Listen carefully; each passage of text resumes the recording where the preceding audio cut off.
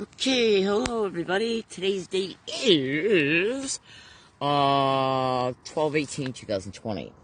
Now, let's see if this video doesn't publish. Let's see if anything happens that interrupts it so I cannot move forward in reference to from beginning to end. Related to the entire contents of what I'm going to be exposing related to the subject matter. Meaning that, let's see if anything interrupts this video before I say thank you for listening. Have a good day. Let's see if this video does not save into my gallery. My fellow American citizens, go get a pen and piece of paper. In fact, go get 2 pieces of paper and a pen right now. I'm going to give you 2 minutes to do that. I'm going to make some statements while those 2 minutes are going by. Those statements are you won't miss anything really while I'm talking, while you get up to go get a pen and paper. So don't think you've missed anything concerning anything relevant really. So during those 2 minutes, which start right now, let me just say this. My name is Leslie Williams. I live in San Diego, California. I am a target, victim, and activist concerning the continued criminal expeditions of what is known as gang stalking. And gang stalking is not stalking by gangs. It's a program that is massively, massively, massively implicated to be hosted by, but not limited to, the military, federal, state, and the federal government. All law enforcement agencies are implicated, as well as state, county, and local cops, corporations, and then you got to remember, there's a lot of bureaucracies within our government, departments and stuff, that are also heavily connected to it. And also know this as well, down to the marrow of your bones, this crime is 1,000% thoroughly, completely protected. So, let me light a cigarette. Give me a second here. I know that's bad when you're coughing and you say, let me light a cigarette. I've cut down on my smoking big time. When I light a cigarette now, I usually just take a few puffs and put it out. And then I've been trying to keep myself on a schedule to where I don't do it again for at least another hour and a half, 2 hours. I'd say that works about 50% of the time. Alright, so that's about 2 minutes right there. So, what I'm going to expose to you in this video is by no means the entire scope of this aspect of this crime related to brain entrainment and gang stalking crimes. So, this is just what's being exposed in this particular video is just an aspect of it. Now, so I'm going to go ahead and light this cigarette like I said I was going to a second ago, so I can light it and then set it down and get it out of the way. Just bear with me. And let me just make this statement as well, because it is relevant. To any loyal followers, to any first-time viewers, understand and know that as a direct result of this crime, intentionally, with complete malice aforethought and criminal intent, purposely interjecting their crimes upon my life on a daily basis, and massive amounts of things that they do are designed to achieve multiple motivations, which absolutely includes the motivation of doing things in order to disrupt your schedule, in order that then in turn, disrupts what your plans are for that day, no matter what your plans may be. Okay, so as a result of that, when I make videos, a lot of times I make my videos when I had the ability to do so as a direct result of, like right now, I'm making this video while I'm doing things as I'm making the video, because right now I'm stationary. Okay, so, hold on. So, while I got this hole in my schedule, I'm thinking to myself, well, right now, even though I'm in a fixed position, and the things that I'm doing it affords me the ability at this moment in time to make a video. So basically what I'm saying is that a lot of times when I make my videos, I'm making them because my schedule has provided a hole in it, and as a direct result, I say to myself, well, okay, right now is a good time to make a video because right now what I'm doing affords me the ability to do it while I can also take care of other stuff. Now, the reason why that is relevant, trust me, this needs to be said for many reasons.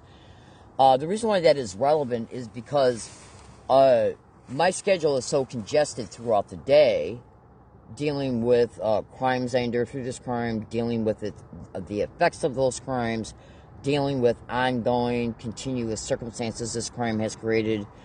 I'd say at least 90% of my day, does not afford me the ability to sit down and make a video. So again, I'm making this video as a direct result of me having a hole in my schedule. And so please try and understand that I cannot sit down sometimes and make a 4-hour-long video that would expose more related to the subject matters that are exposed in each video. So, I know maybe some of that didn't really need to be said. I could have probably condensed the details a little bit and just said, sometimes I can't make long videos because my schedule doesn't afford it. But I wanted to go out of my way to make those additional statements so you know why, in part. Okay, so what I wanted to do in this video, hold on a second, because I'm trying to smoke a cigarette here while I'm talking to you, and then I'm going to put it out. In fact, just give me a couple seconds here. I'm going to take a few puffs off it and put it out right now so I don't have to keep on doing that.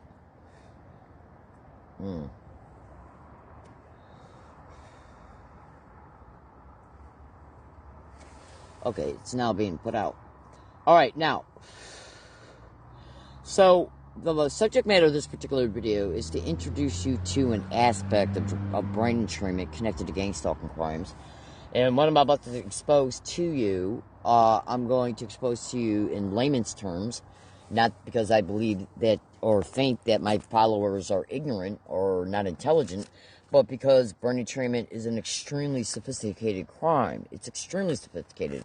It even can go beyond the PhD level of educated knowledge.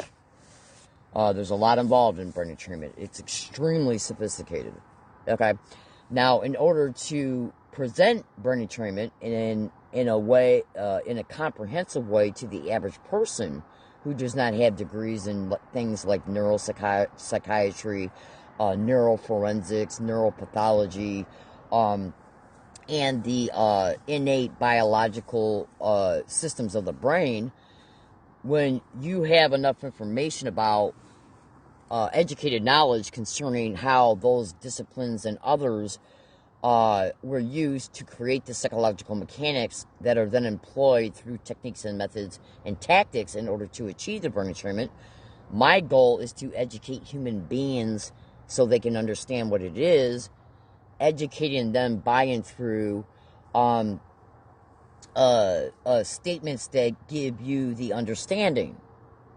Okay, because you can explain extremely sophisticated stuff in layman's terms so that the individuals who are hearing you explain it, that way they can then walk away with a comprehensive understanding. Because you don't need to know about how they are able to... Let me give you an example about that, and then I'll segue into the subject matter. And this is relevant too, trust me. So, let me give you a facts example of what I mean by that. As a direct result of you not having the knowledge, the educated knowledge that comes with a PhD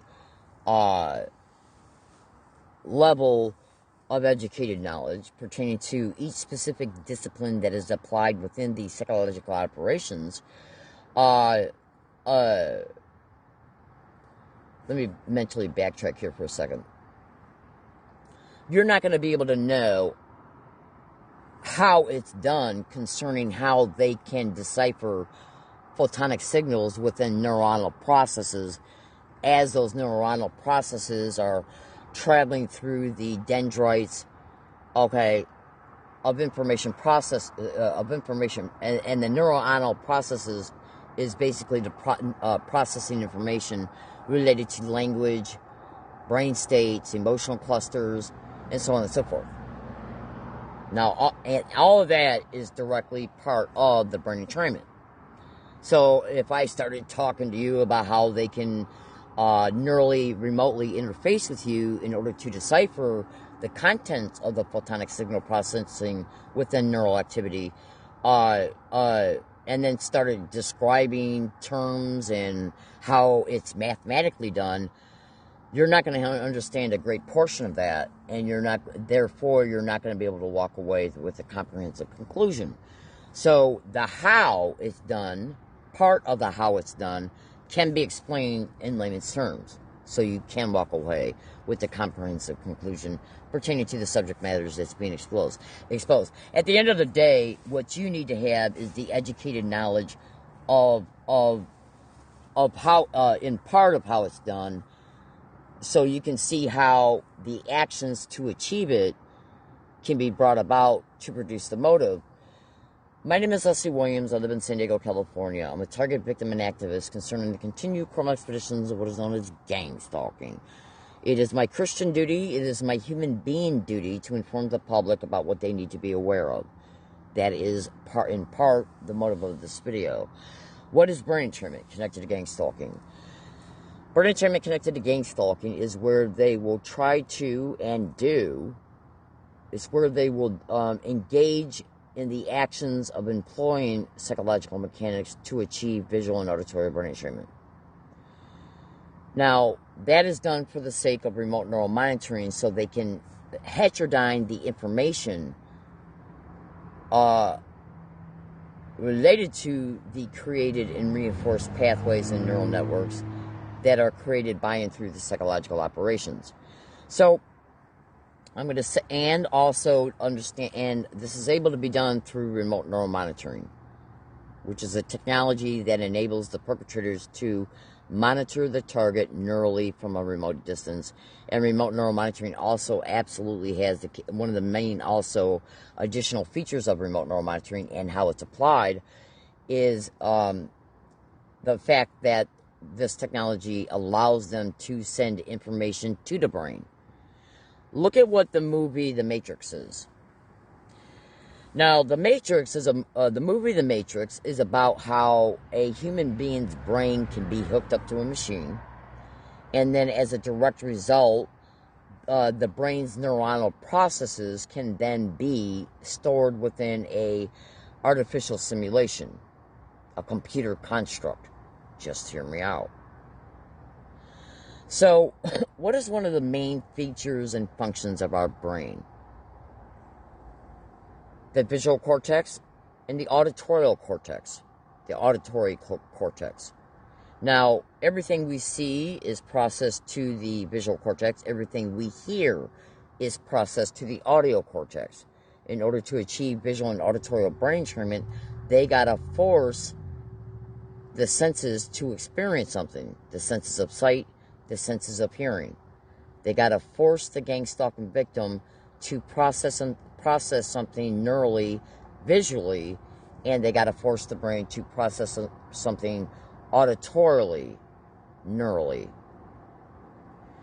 Now, since it's a computer that is interfacing with the brain remotely through remote neural monitoring, that means that the data that can be sent to the brain from them and the neuronal processes of the brain as they're experiencing the psychological as they're experiencing the psychological operations, the brain is going to then respond to the psychological operations, which I'll talk about here in a little bit, so that the brain is forced to process the makeup of the context of each and every specific psychological operation. As a direct result of the brain being forced to process what it is seeing and hearing from the psychological operations, brain entrainment occurs. Now, so let's first talk about what can be some of the psychological operations of gang stalking. And you should also know memory mapping, memory stimulation, and even memory blanking is part of the psychological operations. And that's where and many other things that are intentionally done as a direct result of the capabilities and functions and features of remote neuromonitoring and voice-to-skull, including voice-to-skull with voice morphing, ultrasonic sound bone conduction, and so on and so forth. There's also technology.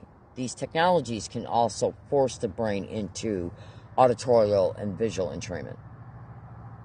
And that includes through artificial thought induction perpetrated through voice-to-skull with voice morphing. That also includes psychic driving, where the brain is being steered to process things that they hear through regular voice-to-skull. Okay, so now that you got that, that's why I wanted you to get a pen and piece of paper. You need to write all that down. Okay, now, so let's first talk a little bit about visual anchoring connected to the psychological operations. The psychological operations are perpetrated by and through the technologies that I just mentioned, and because remote neuromonitoring has the ability to send images to the visual cortex. Okay, voice-to-skull has the capacity to send auditorial, distinguishable dialogue and sounds, okay, to the audio cortex. So you can have brain entrainment achieved through remote neuromonitoring because it can manipulate and send data to the visual cortex, and you can entrain the brain auditorially through voice-to-skull and through voice-to-skull with voice morphing. You can also achieve visual and auditorial brain entrainment as a direct result of the media participating in this crime, including through YouTube videos, including through things that are intentionally perpetrated through intercoms in stores. Literally. It doesn't matter if you believe this or not. It's going on. Okay? And then you also got how auditorial and visual brain entrainment can take place as a direct result of the psychological operations that are forced upon the victim visually and auditorily through the community-based harassment connected to gang-stalking crimes.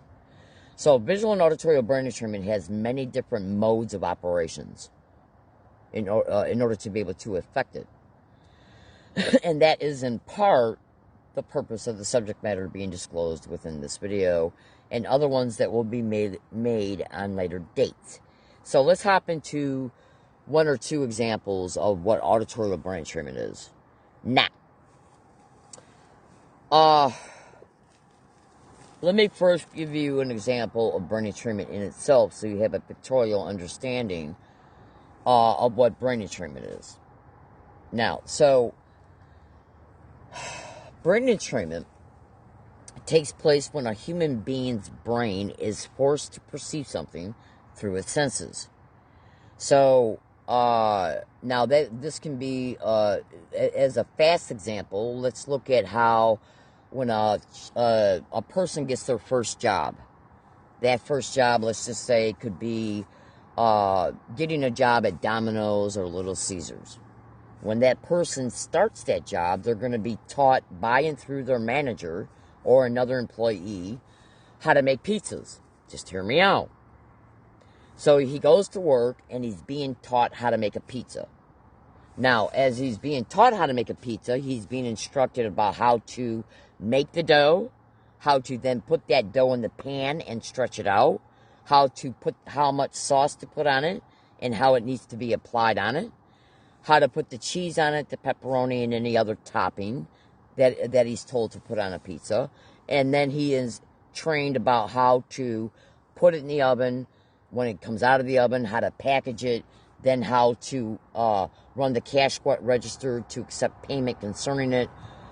That is where the new employee is being trained to learn how to and sell the pizza itself.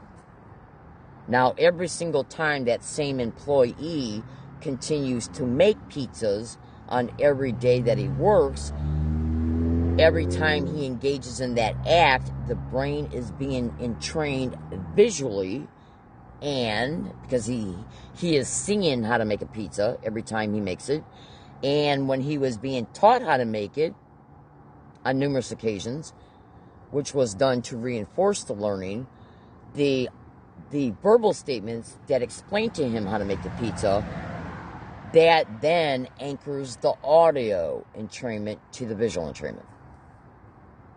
That way, then, later down the road, once the training has been completed, it will be an automated response for that person.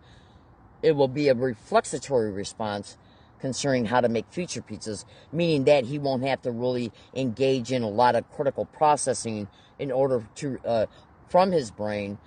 Just like when you learn how to ride a bike. Once you learn how to ride a bike, it becomes an automated response.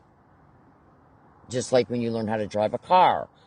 Now, when you're driving a car, you're going to have to engage in real-time thinking processes, because every time you get in a car, you're going to get in the car to do different things.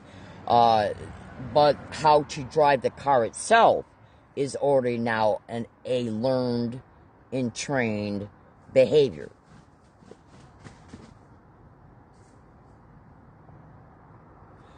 So, my fellow American citizens, gang stalking operations, one of their main motives, hold on a second, is auditory and visual brain entrainment. Okay? Now, they achieve auditory and visual brain entrainment through the ways that I've already described to you. Okay?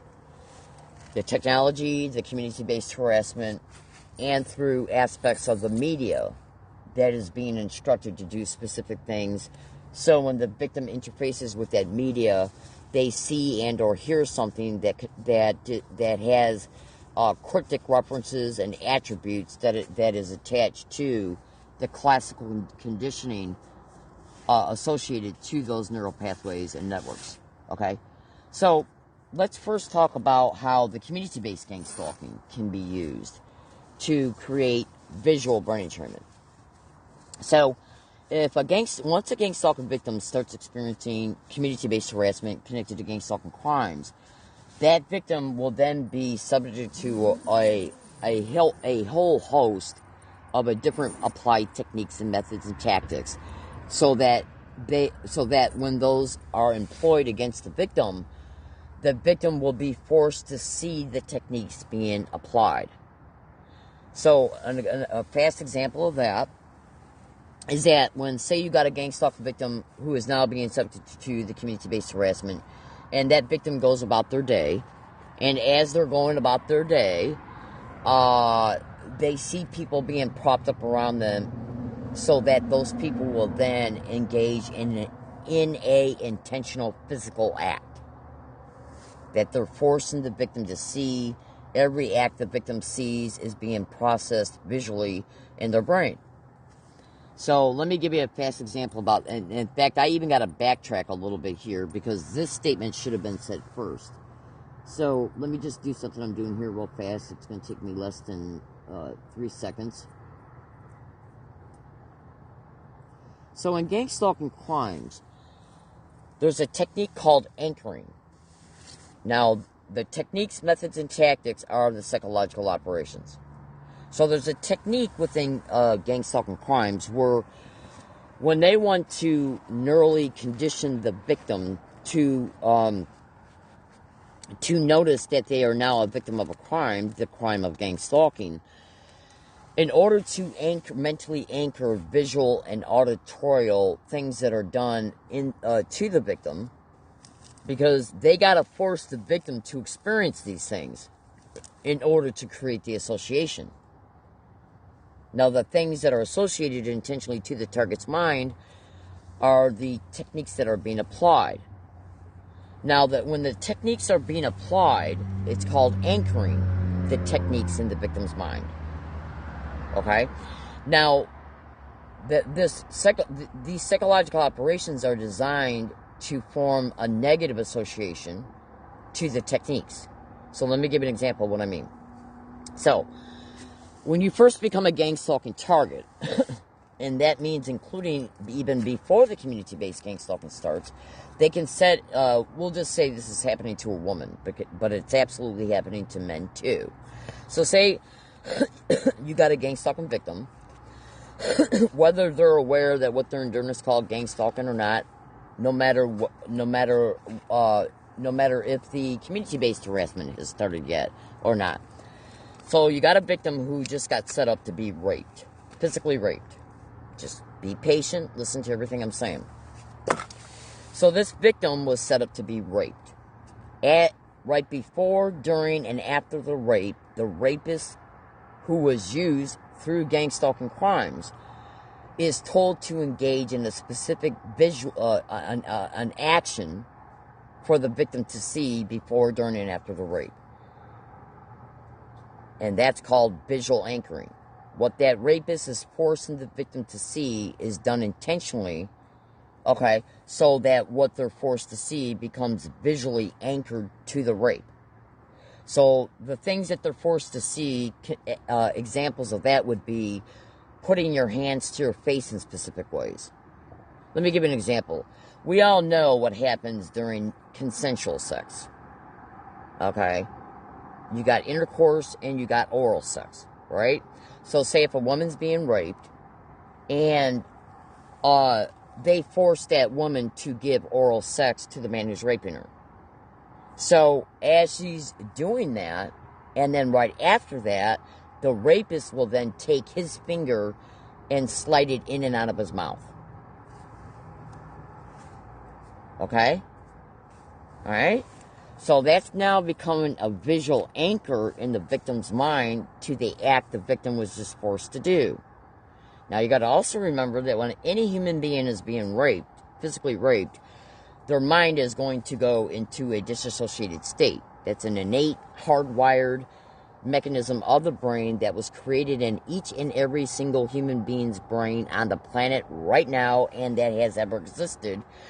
Because when the brain's conscious layer is experiencing an extreme trauma, what it will do in order to protect itself is go into what is known as a disassociated state.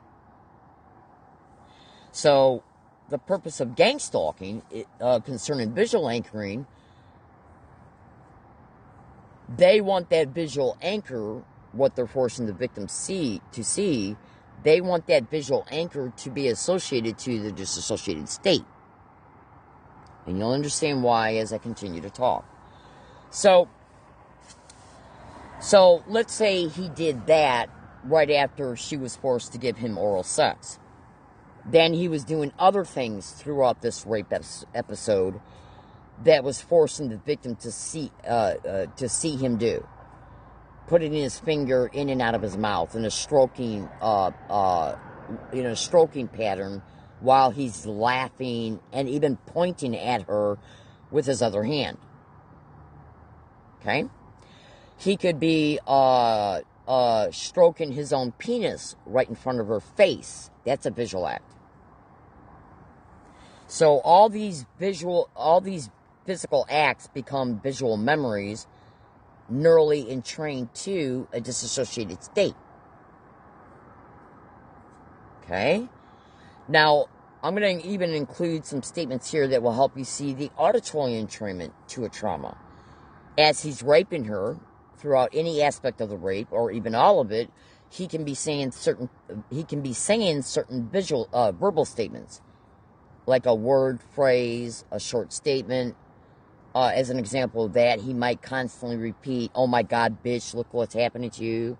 Suck dick, bitch. I'm gonna fuck you, bitch." And so on and so forth. And I apologize for the descriptive statements, but you need to understand this.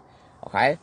So, she was forced to see some things repetitively, identical things that were done repetitively,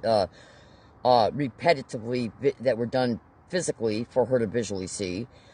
And he repeated identical words, phrases, and statements as she was experiencing the trauma. So then that means that everything she was forced to see and hear that was repeated while she was in a disassociated state had now become associated to the disassociation.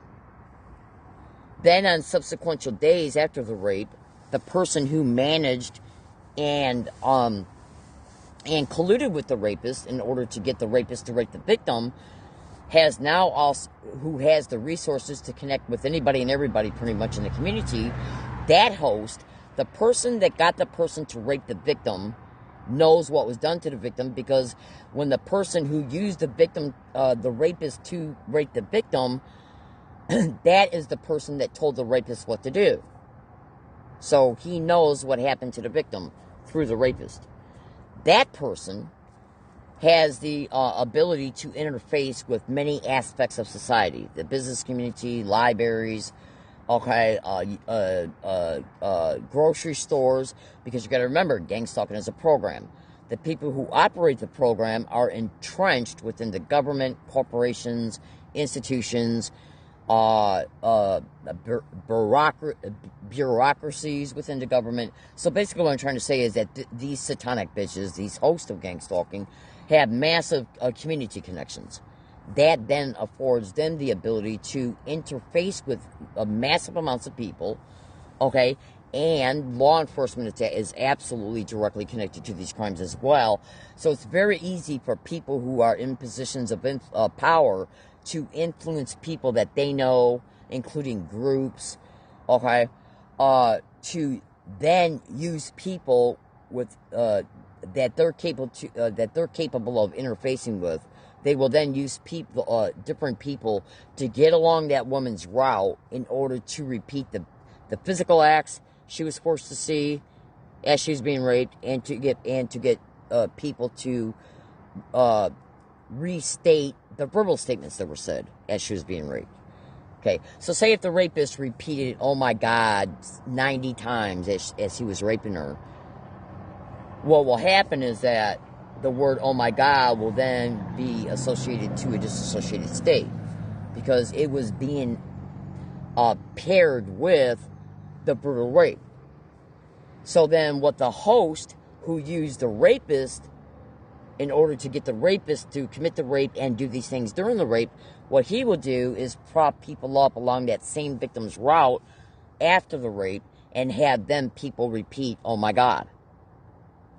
Every time the victim sees something that was done physically throughout the rape, every time that a victim then is forced to see people repeat those physical acts that were visually anchored in the victim's mind during the rape, what will happen is that physical act being repeated around the victim will cause the victim's brain to recognize it. As a direct result, the victim's brain will innately and instinctively immediately go back to that disassociated state. So basically what they're doing is creating visual and auditory anchors to a traumatic event, so that then those visual and auditory anchors can be repeated by duped citizens along that victim's route. So if the rapist said, "Oh my God," 90 times during the rape, what the satanic bitch will do that use the rapist to commit the rape will place people along that victim's route to repeat "Oh my God" around her. Every time she hears it, every time her brain hears it, that will stimulate the brain to go into the disassociated state. Alright, hold on a second. Oh.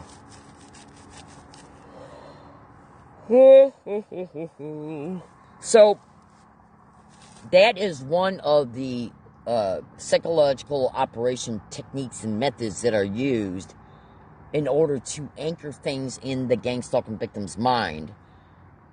Therefore, the victim then becomes sensitized to it. Research thoroughly the sensitization method connected to gang stalking crimes. Hold on a second. Let me do something here. I gotta check my battery status and the time. Hold on.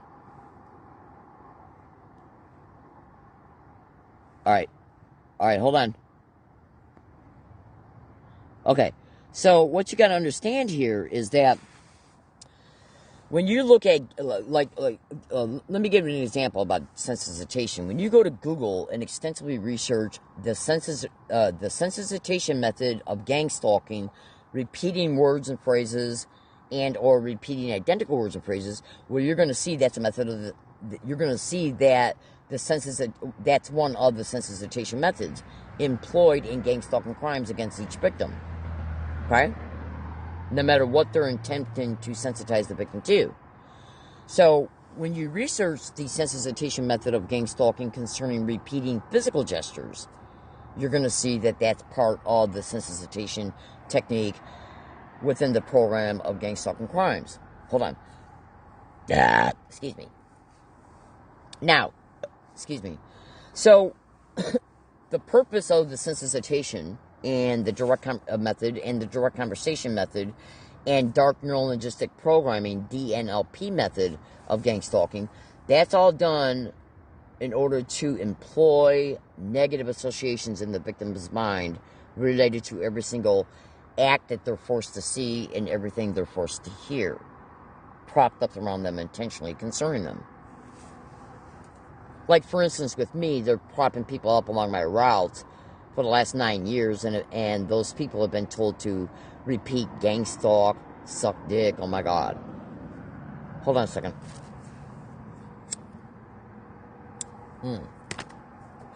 So let's say if a person's brain has been auditorially conditioned to hear gang stalk, oh my God, suck dick, probably by now at least 400,000 times in 9 years. Literally, that's no exaggeration. Literally. Okay? Then what will happen is that the brain will entrain an auditory response to the sound of those words. And if any of those words were connected to an original traumatic event, then that will stimulate the dissociated state every time the brain is processing the photonic sounds of those words. Let me give you an example. Say if you rape a woman and you say, oh my God, she's being raped, and then she finds out later that it was a staged rape through gang stalking, well, they can see she's discovered gang stalking online because every single thing she does online is cyber surveilled. And you got to remember, gang stalking can't entrain you about anything unless they first attach a negative association to, okay, the employed technique, the physical gestures, and the repeated words, phrases, statements, and sounds. They got to always create a negative association because otherwise the brain will not go into a disassociated state and it will not excite the limbic system concerning fear. Stalking creates fear in all minds of anybody who's being stalked. So, as they were raping her, as the guy was raping her, and he repeated, oh my God, 90 times in an hour, later on, and then right after that, they propped up people along that victim's route to repeat, oh my God, every single place she went nonstop, while she was in each environment that she went to along her routes. Then she's becoming auditorily entrained, sensitized to that statement. And that auditory entrained pathway is entrained to the dissociated state and to the limbic system. Because the brain is perceiving that it's being stalked. The brain is perceiving that through the stalking, she has experienced a very dangerous crime. And your limbic system is the part of your brain that's dedicated to self-preservation and danger. So after, say, 3 years of them propping up people to constantly repeat, oh my God, along all of her routes, then what they'll start doing is say another word as they're saying, oh my God. Like, bitch, or you're weird, or stupid, okay? Or whatever other negative statement that they might make. So let's say if they then start repeating bitch every time they repeat, oh my God. Well, then the brain's going to process that as well. And as a direct result, every time oh my God and crazy is said, or oh my God and bitch is said, the word bitch then becomes associated to the disassociation. It's called double binding, where they're pairing, P-A-I-R-I-N-G, pairing a additional stimuli to the original sensitization to the original trauma. So every time she hears, oh my God, and bitch, and the word bitch having a specific photonic sound, that now then stimulates the disassociation. Then after that's done for 1.5 years, they can drop the word, oh my God, and just say bitch. So then they can just stand around the victim and act like they're having a phone conversation with somebody. And within that phone conversation, they might say, well, how could that bitch do that? Now, that's done so they can stimulate the response while camouflaging the intent. Because they know that when the victim is out and about in the community, there's other people around. Okay? So they got to be able to blend in with the environment the victim's in, and they blend in with the environment by making sure the victim hears the word within their environment, but through another supposed context, meaning that they'll pretend like they're having a phone conversation when they're not. All right, hold on a second. Now I think you can understand how, in part, visual and auditorial brain entrainment is employed through psychological operations using the sensitization technique, dark neurolinguistic programming. Dark neurolinguistic programming connected to gang stalking crimes is where they will prop people up along the victim's route to repeat something that's negative. Like, bitch, because they've already sensitized the woman to the word, oh my God, and bitch. So then what they might do then is get along her route and say, oh my God, what a bitch, why don't you steal her shit? Okay? Now that's done for fear injection that the victim's property is going to be stolen. Now imagine that happening to a gang stalking victim who's experiencing this in this way, that's homeless and does not have the ability to regularly afford the payment to a storage locker to lock their property up in. Even though if they did even lock up their property at a storage facility, that business would be used to engage in gang stalking crimes, which can include the theft or damage of their property as it's locked up. Because all that company has to do is say, we don't know what happened. Okay? And the victim can also be set up for staged events at the storage facility as well. So anyways, so now you understand what anchoring is connected to the employed techniques of gang stalking employed through the psychological operations. Because they got to crawl up into your thinking. Now, every time the victim is presented with this shit, they are then also going to have an emotional response to it because they realize they're being stalked and harassed by people who are being used by the people who raped them. Okay? So, they're going to have a thought response and an emotional response every single time that this is propped up. And then, so what the brain will do is even entrain itself to similar or even identical thought processes, because whenever you internally think to yourself, you're thinking to yourself through words, and each one of those words have a certain sound. Okay? Alright? So, gang stalking creates auditorial and visual brain entrained pathways by inducing a trauma, creating associations to it. The trauma creates the disassociation. Therefore, the things that are being anchored in the victim's mind during the trauma become anchored to a disassociated state. Therefore, every time those things are repeated along the victim's route on subsequent dates, that will stimulate the disassociated state and reinforce the auditory and visual entrainment connected to the anchor to the disassociated state. That way, every time the anchor is reintroduced, the disassociated state is stimulated, the entrained pathway becomes more reinforced. As a result of the massive reinforcement, then that entrained pathway will create a very potentiated frequency output from it, making it easier to fire each time the anchor is represented. Every time the potentiated frequency fires, remote neural monitoring identifies it because it's interfacing with the brain's neurologically, and then once it fires, remote neural monitoring identifies it because it sees it on the monitor and can send a modulated frequency to it in order to piggyback onto it so they can neurally hack the victim. And then other features of remote neural monitoring are then employed and forced upon the brain so that the brain can be tortured then through remote neural monitoring. They can also use voice to skull and ELF broadcasting to repeat the words and phrases, that the victim heard as they were being raped in order to excite the potentiated frequency output. And even to reinforce it. Okay? So welcome to your sick bitch, demonic, human trafficking whore-ass government who is using extreme torture methods to create brain entrainment so they can neurally hack the victim from a remote distance, and the neural hacking then has its own motives. Now, So you got to stay with this account because I'm going to make more videos about this that will then start explaining in detail more of the motives as well. I might touch on a little bit of that in this video. Let's see if I got the time to do so. So now let's talk about how memory mapping and memory stimulation can assist in attaching itself to these neural entrained pathways. And remember this concerning what I stated a minute ago. Hold on. Remember when I said every time the anchor that's presented and the brain recognizes it and then goes into a disassociated state, but you got to also remember the victim is having a thought and emotion response every single time that the anchor is presented.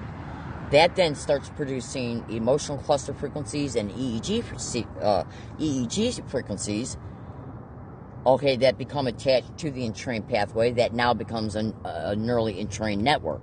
Because every time you have an emotion, that's like anger, hate, that's a brain state. So then the entrained pathway from the limbic system to the disassociated state can then be entrained also to brain states. That way, every time the victim hears the anchor, their brain, okay, can see, because once you harvest the frequency from an emotional cluster of anger, they're able to then harvest that electrical frequency output from the emotional clusters. It's called heterodyning. And then what they can then do, once they harvest it, they will assign a mathematically equated number to it and then send it back to the victim so that the anger is then re-stimulated. Because then they're stimulating that brain state because they know the potentiated frequency output from it from the emotional cluster frequency. So they're forcing the victim back into the brain state as well. Okay? And you can also take a heterodyned emotional cluster frequency from one human being and send it back to another human being to force that brain to feel that anger. I just recently recorded an interview between Richie Allen and John Hall, who's all over YouTube. Go to YouTube and type in John Hall Satellite Tourism videos. Just go to YouTube and type in... in fact, you'll probably find it faster by going into the video feature at Google and typing in at Google search box. Well, go to Google search box and type in Richie Allen, Dr. John Hall, MK Ultra, okay, and press enter on your keyboard. And you want to look for a video that's about 34 or 38 minutes long, okay, of John Hall being interviewed. Hold on, I got some indigestion going on. And you want to look for the interview. So you want to look for the interview between Richie Allen and Dr. John Hall. And I do believe the word MK Ultra is mentioned within the title of it, because MK Ultra is the word that describes mind control. Now, at the beginning of this video, I brought up the term The Matrix. Now, what do you see in the movie Matrix? You see people attaching their brains to a computer, and then as a direct result, and then so what they do, and they're able to neurally upload the victim's mind into an artificial simulation as a direct result of the brain being dialed up. Why do you think they're using the phone in the movie The Matrix? So when you extensively research remote neural monitoring at Google, in fact, go to Google and check this out. Go to Google and type in at Google remote neural monitoring eye lens implants. And the reason I'm telling you to do that is because I did that yesterday and got quite a bit of information up. I found a Google patent that had to do with eye lens implants and how they can neurally interface with the brain. But the main reason why I brought that up concerning you doing that search is because I also found through a gov.information website 40 lawsuits concerning remote neural monitoring. Now, when you research remote neural monitoring on the internet concerning, just go to Google and type in remote neural monitoring, gang stalking, remote neural monitoring lawsuits and gang stalking, you're going to eventually find some. And when you see the information put on the internet concerning remote neural monitoring, you're going to see that remote neural monitoring is able to interface with the brain as a direct result of them dialing up. See, when they identify the brain's biomagnetic resonance frequency, they are then able to determine what it is. And then they put that frequency in a computer and assign a mathematical equation to it. Okay? Then what they do then from there is that they put it within a software program and then combine it with a number. Okay? Now, that software program can be interfaced by and through a very sophisticated type of phone, including the neurophone. Google that to gang stalking. Literally. Therefore, once that phone device has got, because it's a specific sophisticated type of phone. And so what they do then, once that computer software algorithm has been put in that type of sophisticated phone, all they then got to do is assign a phone number to the phone, and then every time that phone number is dialed up, what that then does is execute, the function of remote neural monitoring, where then remote neural monitoring will send that modulated frequency to the brain, biomagnetic resonance frequency, in order to hack onto it. Let me give you an example about this. Let me just show you something here real fast. Hold on a second. Because it's good that you got a visual representation to this too. And trust me, if you follow my instructions closely and meticulously in your research, you'll see I'm telling you the truth. And check this out. It's been notated by a very, I think I've at least seen it 5 times being exposed by people who have done very exhaustive research and who are accredited.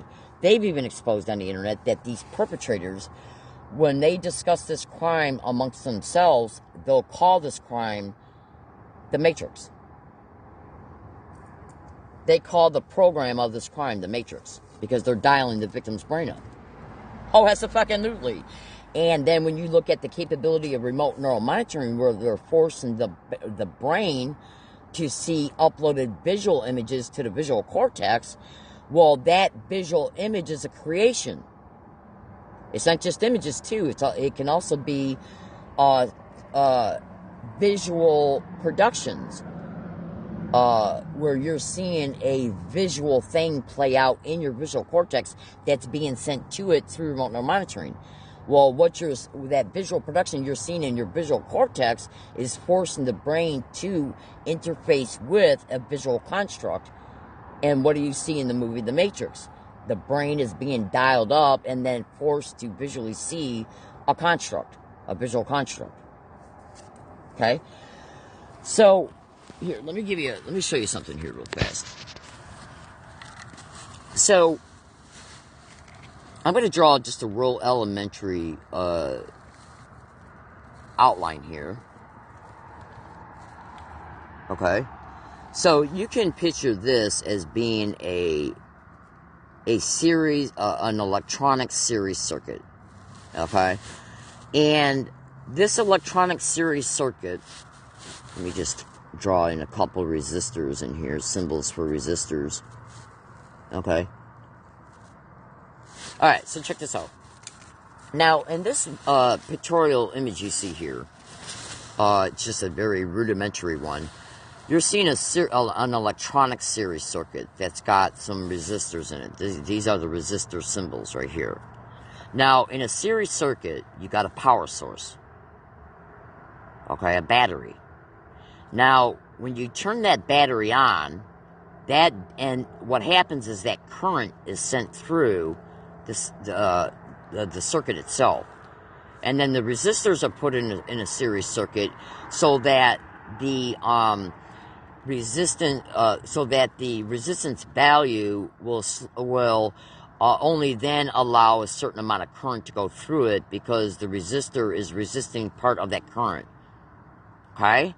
And that's done so that then the current flow can be modulated down to a specific amount, so that then maybe the next thing that is in the circuit can then produce its function. Okay? Now, so to make a long story short concerning this, you can view this battery of the series circuit as being the potentiated frequency of an entrained pathway. Okay?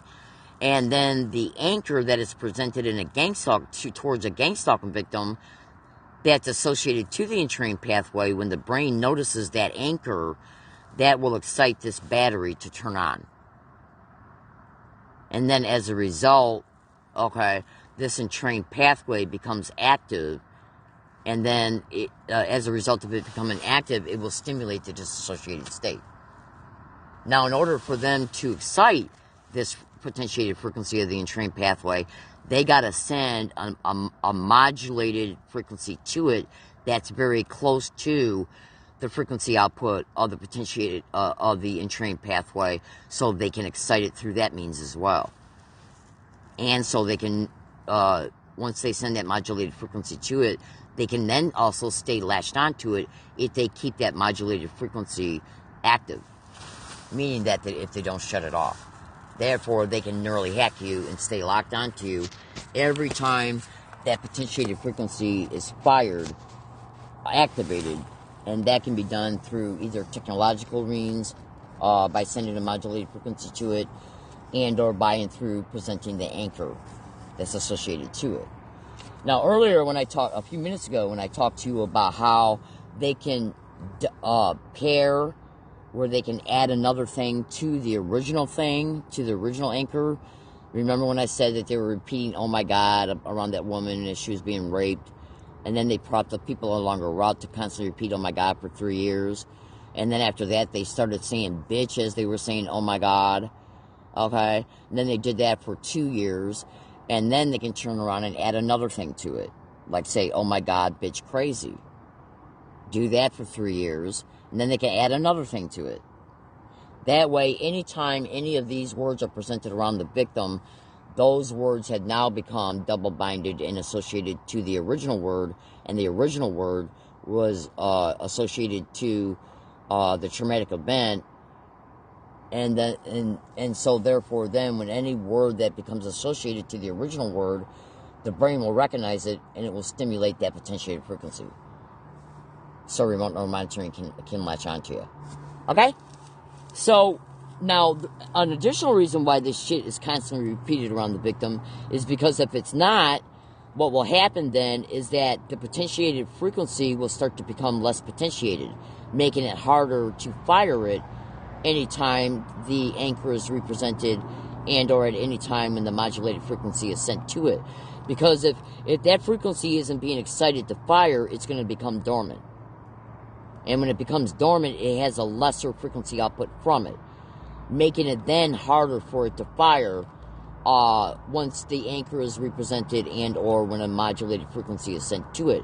That's an additional reason why the reinforcement of it has to be done, and the reinforcement takes place by and through constantly repeating the same word and phrase.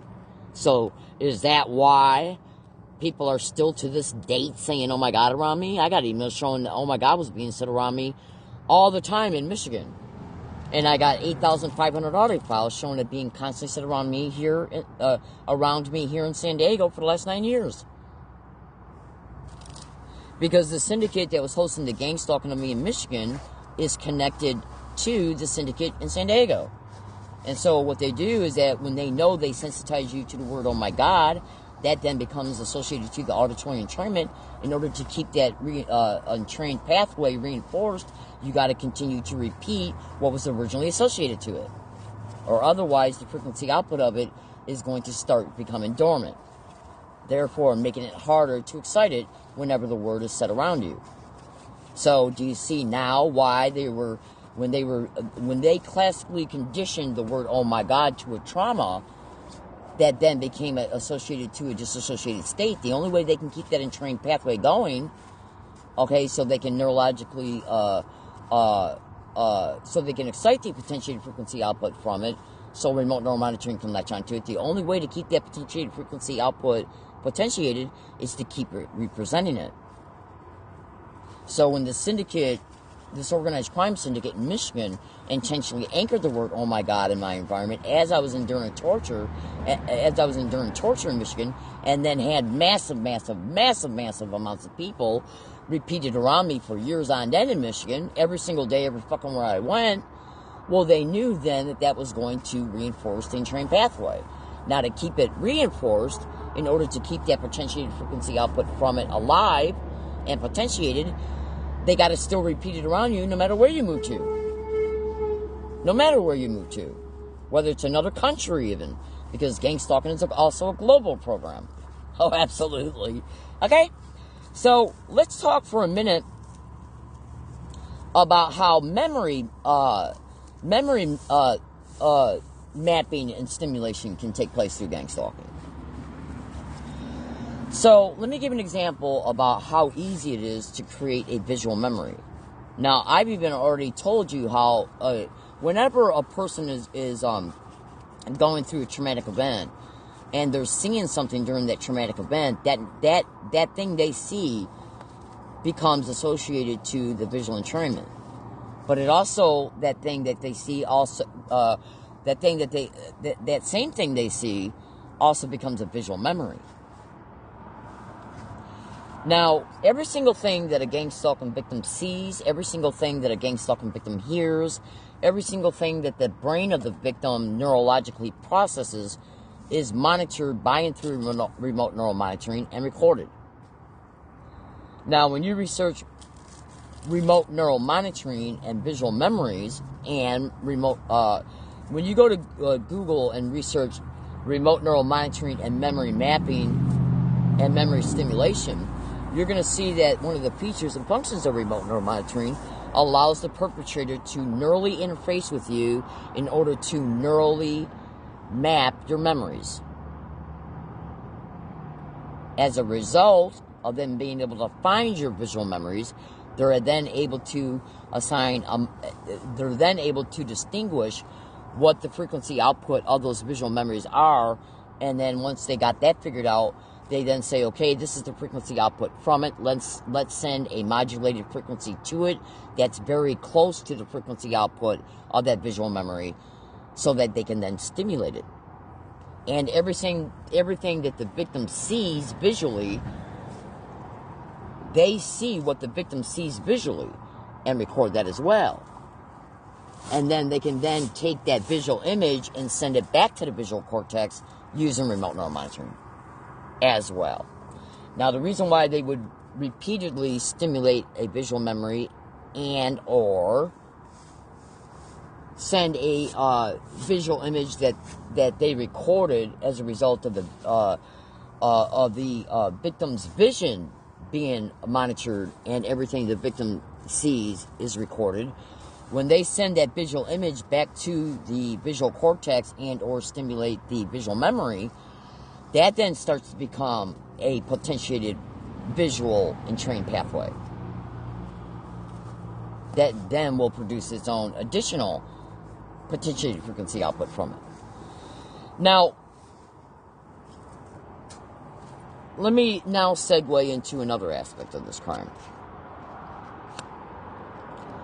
Gang stalking, these satanic mass murdering, satanic human trafficking, filthy whores, when they stage brutal crimes against the victim, which absolutely can include rape, gang rape, physical assaults, robberies during physical assaults and rapes, and then they create the visual anchors to these traumatic events.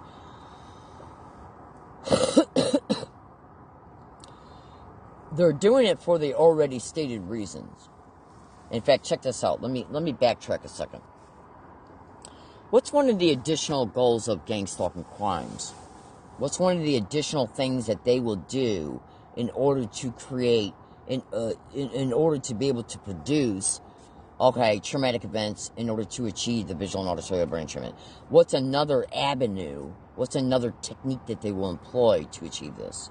Well, if say you're a woman who's 18, 19 years old, and a guy enters her life through him being introduced to her, maybe through a fellow worker at work. Alright? So we all know by the time you become 17 and 18 that you're in the dating mode. Hold on a second. That's just the way the human race is. In fact, even animals know when it's time to start dating in order to mate. Okay? Now, so part of the human evolution, part of the human's evolution of their lifespan is you're a child, you then become a teenager, you then become an adult, you then start dating in order to procreate, in order to keep your family lineage alive. Okay? So once you get to be about 18, 19, you're already in the dating mode. Alright? Well, don't think these little fucking satanic rats don't know that either. Of course they do. So what they will do then, go to Google and type in at Google, intimate infiltration and gang stalking. Okay? Now, what are some of the reasons? What's at least one or two of the reasons for intimate infiltration and gang stalking? Remote neuromonitoring is monitoring all the neurological activities of the brain, and it can also control and manipulate all the features and functions of the brain, from your speech to your brain states, to as well as by using voice to skull with voice morphing for thought induction. Okay, and the whole 9 yards. Every feature and function of your brain can be overtaken and overridden by and through remote neuromonitoring in order to manipulate that function of the brain in order to produce a motive, in order to affect a motive concerning each specific manipulation.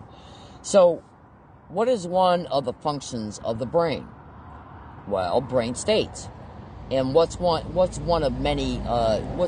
two of many brain states? Affection, the brain state that you experience when of love. Okay, and so look at what affection means. Look at what love means. When a man and a woman honestly fall in love with each other, naturally, they're going to start feeling love for each other and affection for each other. Now, those are always pleasant feelings, pleasant emotions. Well, that's all that shit's been brain mapped. Okay? So, why do you think the program of gang stalking will intentionally get to know the victim, which includes getting to know the victim's likes and dislikes? When you're liking something, you're experiencing a brain state of pleasure, happiness, joy. Okay? When you're experiencing love, you're experiencing affection, mental affection and physical affection. Okay? Now, these are all brain states. So, when the program of gang stalking will intentionally, purposely put a young man into a young woman's life through normal appearing means, like if this syndicate can privately collude with a business owner of the business the woman's working at, they can then privately collude with that business owner to get that business owner to hire a man. Now, the purpose of doing this is so that this man can meet this woman. And he'll be as seductive as possible. He'll act nice, normal. He'll engage in the behaviors that are engaged in through normal, healthy courtship between a man and a woman. And then he can even go as far as getting engaged with her or marrying her. His whole goal is to get her to fall in love with him and to create and foster a sense of trust. He'll even go as far as marrying her. So let's just say they went through the courtship, they then got engaged, they are now married. So after about maybe 3 or 4 months of a happy marriage where everything seems to be natural and normal and happy, he'll then start employing gang stalking techniques against her in order to gaslight her perceptions about something he's done, like an insult, where he's demeaning her. Okay? He might even start demeaning her through sexual means, verbal and or physical. Okay?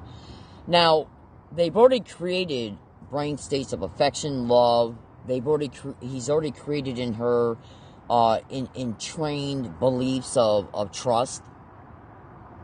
Okay. And he's also created blissful visual memories of how nice it was when they were courting, taking her out to restaurants, buying her things, being sweet, nice to her, the love-making sessions, the whole 9 yards. These all become visual memories. Okay? All the nice things he has said to her, including repeated identical ones, become auditory entrainment. Okay? Then after they get married, about 5 months after they get married, he starts to gaslight her and employ psychological operations on her that are negative. Now that's done to excite brain states of hate, anger, resentment, bitterness. Then he starts beating her physically. Okay? So that also excites brain states of anger, fear, depression, and a sense of losing a person that you thought you loved. Because every time he abuses her, she is now starting to see that, she's now starting to feel that she no longer loves this person, and she no longer thinks that she has the same relationship with him. So therefore she's going to have thoughts of, I got to get out of this relationship. It's not good for me. He's not the person I thought he was, and so on and so forth. All right? So, right when she's on the cusp of leaving him, physically leaving him, what these little psychotic whores will do is that they have already memory mapped all these visual memories of the good times. Of all the nice, happy, peaceful, good times, of the physical interactions that she had with him. All these physical experiences were seen by her because she was interacting within the physical experiences. Now these become visual memories associated to brain states of happiness, joy, love, affection, and the whole 9 yards. Now he's engaged in a behavior that's completely opposite of that. Demeaning statements to produce negative emotions and thinking responses. Then he starts attacking her physically, brutally beating her up. Every time she sees a bruise, okay, and that's done to create disassociated states to the demeaning statements, okay, and to brain states of fear, anxiousness, hypervigilance, anger, and so on. So now he's doing things in order to create opposing, contrasting brain states and thinking responses. Love, hate. First, he seduced her to love him. Now he's seducing her to hate him, while creating visual memories of traumatic events. Just like a rapist would, who's intentionally put in the victim's life to rape him. So now we got contrasting neural entrained pathways. One concerning all the love and their visual memories, and one concerning the hate from the abuse that also has got separate types of visual memories. Both of these visual memories are contrasting each other. Now, remote neural monitoring has monitored all brain states during the love process, all visual memories of that were created through the happy times of their physical interactions through the courtship. Then remote neural monitoring is memory mapping all the visual imagery, okay, and all the auditorial memories of the demeaning verbal abuse, all the visual memories of the assaults. Okay, so now you got contrasting and trained pathways. Because anchoring took place during the love and the courtship, visual and auditory anchoring. Anchoring took place during the domestic violence, which included the verbal violence. That created auditory and trained pathways, that created visual memories. Now, so then she plans on leaving him, because he just beat the shit out of her 2 nights prior. So, as a direct result of remote neural monitoring, neurally interfacing with her every single day, they can see she's having the thoughts of leaving him. So then what they'll start doing is engaging in what is known as interruption of thought through remote neural monitoring, in order to interrupt her thought processes that she's engaging in as she's thinking about leaving him and how, so she can no longer continue to sequentially process that thought. Once that, yes, they can send signals to the brain to interrupt your neuronal processing. Okay? Absolutely. You should also research confusion weaponry and psychotronics and gang stalking. Hold on. So, I'll talk to you about the motives, additional motives of why this was done here in a little bit. Let me check the time. Alright. See, I got to conclude this video here pretty soon. Okay, so, now you got, hang on one more second. Oh. So, since remote neural monitoring can interrupt the thought processes of the target that they're remotely neurally monitoring, they can see that victim's having those thoughts by monitoring the victim's subvocal speech and by monitoring the evoked potentials of the neuronal processing as the victim is thinking about leaving them. Yes, they can neurally decode what the evoked potentials are that are processing language, neural syntax. And then as a result, they're able to determine what the composition, the contents of that neural syntax. So they can see what her thoughts are, literally. Just Google my statements, baby, to remote neural monitoring and gang stalking. So they can deduce through subvocal speech monitoring and the monitoring of evoked potential processes that she's deliberating leaving him and how, and even when. So they can send modulated frequencies to those neuronal processes in order to interrupt them so she can't complete those thoughts while stimulating the visual memories of all the good memories that they had together.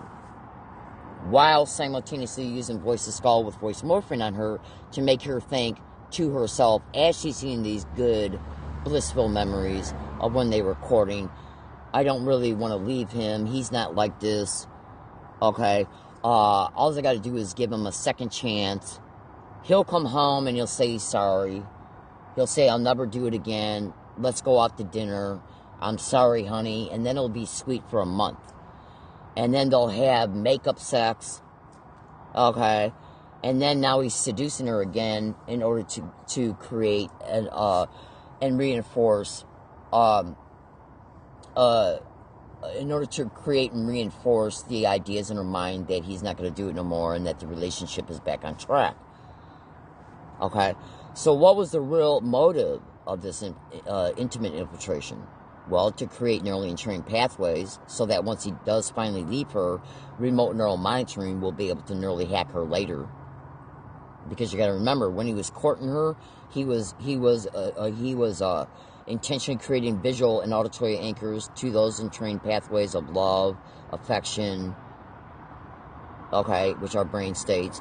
And then when he started abusing her, he was presenting anchors, visual and verbal, which is auditorial, okay, and then reinforcing that by repeating those actions in order to create visual memories and visual associations, in order to create visual entrained pathways, right? So once he finally leaves her, they're still going to be able to neurally hack her. And then once the neural hacking takes place, they can then also manipulate brain functions and features in order to set her up during a staged event between her and strangers. So they can then destroy her personal autonomy. And that's a whole nother subject. Trust me, once you hear that, eventually you're going to understand what that's all about and you're going to see what I'm saying. Hold on. So he's now engaged. He now came home, said he's sorry, took her out to dinner, and now he's back on his best seductive behavior as possible in order to make her believe that's never going to happen again and that the relationship is back on track and everything is okay. But what also is going on during this whole entire thing? Why did he infiltrate her life to begin with outside of the entrainment? And the neural choreographing of these brain states and to achieve the entrainment. Every time he had sex with her, it was videotaped and sold to pornography groups. Every time he brutally beat her up, that was videotaped and sold to the black web so people can watch a woman being brutally beaten up. Yes, people will pay for that visual imagery.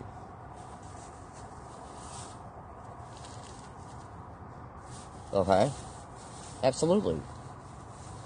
Okay? Then after he divorces her and leaves her, if the syndicate decides that they want more visual imagery of sex, he can be replaced along her route on a later date she's already suffering the effects and circumstances of gang stalking crimes that were being perpetrated against her after she left and didn't know it, so they could already have made her homeless. He is then intentionally put along her path. He acts all nice and sweet to her. While that's going on, they're interrupting her thought processes and memory and activating the remote neural monitoring function of memory blanking, so her brain won't remember the abuse as she's talking to him, and then he'll offer her to stay with her. And then he'll offer her to stay with him because she's now been made homeless through gang stalking. So, since her memory is being blanked through remote neural monitoring, her brain will not be able to access the memories of her being brutally beaten up by him, while he's been put back along her route. And he says, "Oh, I'm sorry you were homeless. I'm sorry about the things that happened. I don't want to see you in this circumstance. Well, so why don't you come and live with me for a while? We don't have to get back together. You can just come and stay at my house." And then as she's staying at his house, he'll start to squirm his ass. He'll start to squirm his way back into her love life so they can have sex, so he can videotape it. They make tens of thousands of dollars just off of one videotape of one lovemaking session. That's a fucking lootly. It's pornography. She has no clue. At all. She don't even know about gang stalking. You can experience any and all aspects of this crime without understanding what you're experiencing. It's connected to a program. So do you see in part another sadistic motivation connected to these wild, filthy whores? Okay? So there's actually a term for all this. It's called twin door mind control. One of the things connected to mind control and gang stalking and these satanic, demonic criminal operations is what these little satanic, filthy whores will do is attach symbolism, okay, to some of their psychological operations, to some of the techniques of these psychological that are employed through the psychological operations of this crime. Now, have you ever heard the expression before, the window of your mind? Well, these fucking satanic rats can also use visual symbolism to express what they do through the mind control operations of gang stalking. Like a spiraling staircases. Okay, where you're walking down the rabbit hole. Okay, so a staircase can be a symbol for mind control, because the stairway is where you're walking through something. Okay, the door of your doorway is a symbol of mind control, because as you're engaging in the techniques that you're employing towards a victim, you're taking that victim's thinking and emotions through the door that's now opened in the victim's mind. See, when you approach a human being who doesn't know anything about psychological operations, and you do things intentionally in order to excite a thought response and an emotional response, you're causing that victim's brain to walk through those processes. So, when you walk through something, the symbolism of what you do when you interact with a door is opening the door and walking through it. Doors, windows, spiraling staircases are symbols that have to do with mind control, because they're opening and forcing the victim to walk through the door of the experiences, and the experiences are brought about through the applied techniques. When you watch the YouTube video of the news broadcast stalked in San Antonio, you're going to see also turning on lights is also a symbol of gang stalking mind control programs, of what's done in gang stalking mind control programs, because look at the word gaslight. Hold on one second. Alright, so the word gaslight is a description of psychological operations that are employed against gang stalking victims. Now, when you break down the word gaslight, what is gas? When you go to a gas station and you put fuel in your car, that enables that car to go. Right? So when you're putting gas in your car, what is another word for the word gas? Fuel. F-U-E-L. Right? So as a result of you putting gas in your car, you're allowing your car to engage in a function. Okay? When a gang stalking psychological operation technique is employed against a gang stalking victim, that is stimulating a response. It's fueling a response. And then once that response is excited, you're lighting the brain up. Because every time you have a response, a photonic signal within your neural processes is lit up. And photonic signals are light. Okay? That's why the word gaslight is used to describe gang stalking techniques, psychological operations, where you're exciting, you're feeding, fueling a excited, lighted response. You're lighting the brain up to fire, and which means you're exciting the brain to basically to have a response, a thinking response, an emotional response, right? So when you walk through the door of your home, door also being a symbolism of mind control, opening the doors of your mind by seducing you. All human beings, the great majority of human beings love affection and love and feeling like they're cared about. Alright? Well, when you have a human being meeting another human being, and then as they're dating, that door, those thinking processes in the brain and the emotions felt in the brain is causing the brain to go through the door of these experiences. When you turn on the light in your home, the light is also a symbolism of mind control, because you're lighting the brain to experience certain responses. Okay? So when you go to the YouTube video, Stalked in San Antonio, which is a news broadcast showing two women being covered on the news who were being gang stalked, you're going to see that they broke into one woman's home and turned on all the lights and opened up all the doors. Because then when she came home and she's seen that somebody had broken into her house, she's walking through the door of that experience.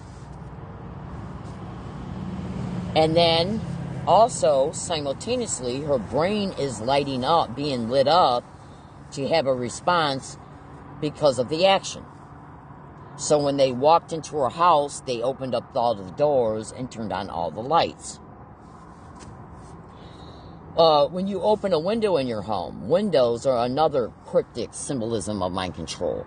When you go to YouTube and type in San Diego mother thinks she's a victim of community stalking, in that 1 minute news broadcast, you're going to see her state they came into her house and opened up all the windows in the same exact identical way. Okay? And so they knew she would see that every single one window that was intentionally opened up, they were closed when she left. She came home and noticed that the windows had been opened up in the same exact identical way.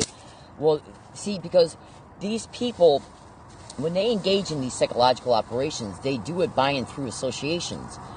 And when something is constantly identically perpetrated, they know that the brain is going to recognize the patterns. Okay? So say if you come home, whether it be a house or an apartment, and you come home and you discover every single one of your windows, it has been opened up by 1.5 feet, in length. Well, so you walk into your bedroom and you see your bedroom window has been opened up, concerning how much it's been opened. You walk into your kitchen and you see the kitchen windows has been opened, concerning how much it's been opened, and how much it was opened is the same exact identical way that the bedroom window was opened. So they're intentionally opening up each window the same way, concerning how much of the window is opened up.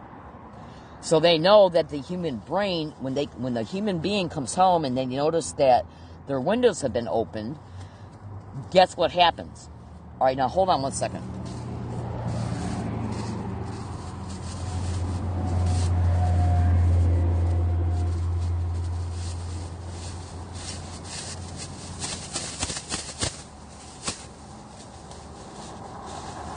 Give me 1 second here.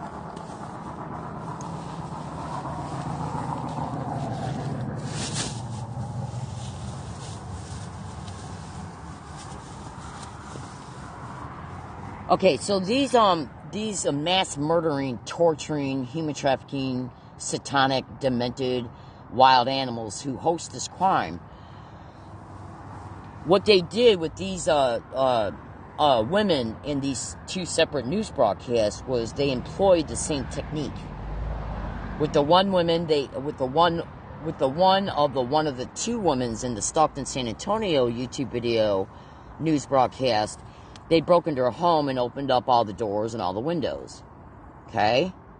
Now, and they also took her doorknob apart, so it fell in her hand when she, so it fell apart in her hand when she came home and turned it. Okay? Now, I've already explained to you about how doors, windows, staircases, okay, are physical, visual symbols of mind control. They're walking the victim through thinking responses and emotional responses in their brain, so they're forcing the brain to go through the door of these experiences. Okay? What do you do when you interface with the window? You see through it. Alright? Well, remote neural monitoring allows these filthy whores to see all of the neuronal processes of the functions and features of your brain. So it's a window into your mind. Okay? Now, when you look at the news broadcast of that's titled "San Diego Mother Thinks She's a Victim of Community Stalking," and you're going to see her openly show that they broke into her apartment and opened up all the windows in the same exact identical way concerning how much the windows were opened. Okay? So that was done because they wanted her to notice it. Well, the first window that she noticed that was open, she knew right then and there that somebody had broken into her house and did it. But when she walked to all the other windows and seen that all the other windows were opened up in the same exact identical way, that was done to establish a pattern. But it was also done to create a visual memory, an identical visual memory. So that visual memory can be associated to a negative event, which is also associated to a threat, because when anybody has got the capacity to break into your fucking home and do these types of weird and bizarre things, that makes it even more fearful. That becomes anchored in the mind to the limbic system, and the limbic system is responsible for self-preservation, and that gets excited anytime the brain perceives danger. And if you don't think somebody breaking into your home and doing bizarre things would not cause your brain to create an emotional response of danger, well, then what they're doing is they're creating a visual imagery to the sense of danger in order to create fear, in order to create a visually entrained pathway of what the victim sees to fear, and then that visual entrained pathway becomes entrained to the limbic system. Everybody's got a limbic system, and that the limbic system is responsible for assessing danger, exciting the sense of danger for self-preservation purposes. Okay? So in gang stalking, the entire crime of gang stalking, well, let me just put it to you this way. The vast majority of why the techniques that are employed in gang stalking crimes is done for the sake of creating brain entrainment and brain manipulation. Have you ever heard that expression? Why doesn't a abused wife leave her abused husband? Why do they keep going back? Well, if you can't remember, as far as your brain goes in of itself, it's always going to have that already known knowledge that this person has hit you before. Okay, but if they can control your memory by blanking your memory, and then you're not able to access any visual imagery of what what this guy did to you each and every time he was with you, while he's in real time seducing you, while you're in a duressful event of being homeless, it's going to be harder for that brain to keep that danger signal firing in order to nudge the brain into thinking this might not be a good idea to go back with him. And trust me when I say, as this is going on, they can also be intentionally stimulating the visual imagery of the good times she had with him, while memory blanking, interrupting her ability to gain access neurally to her memory bank in order to get that brain to remember the bad events.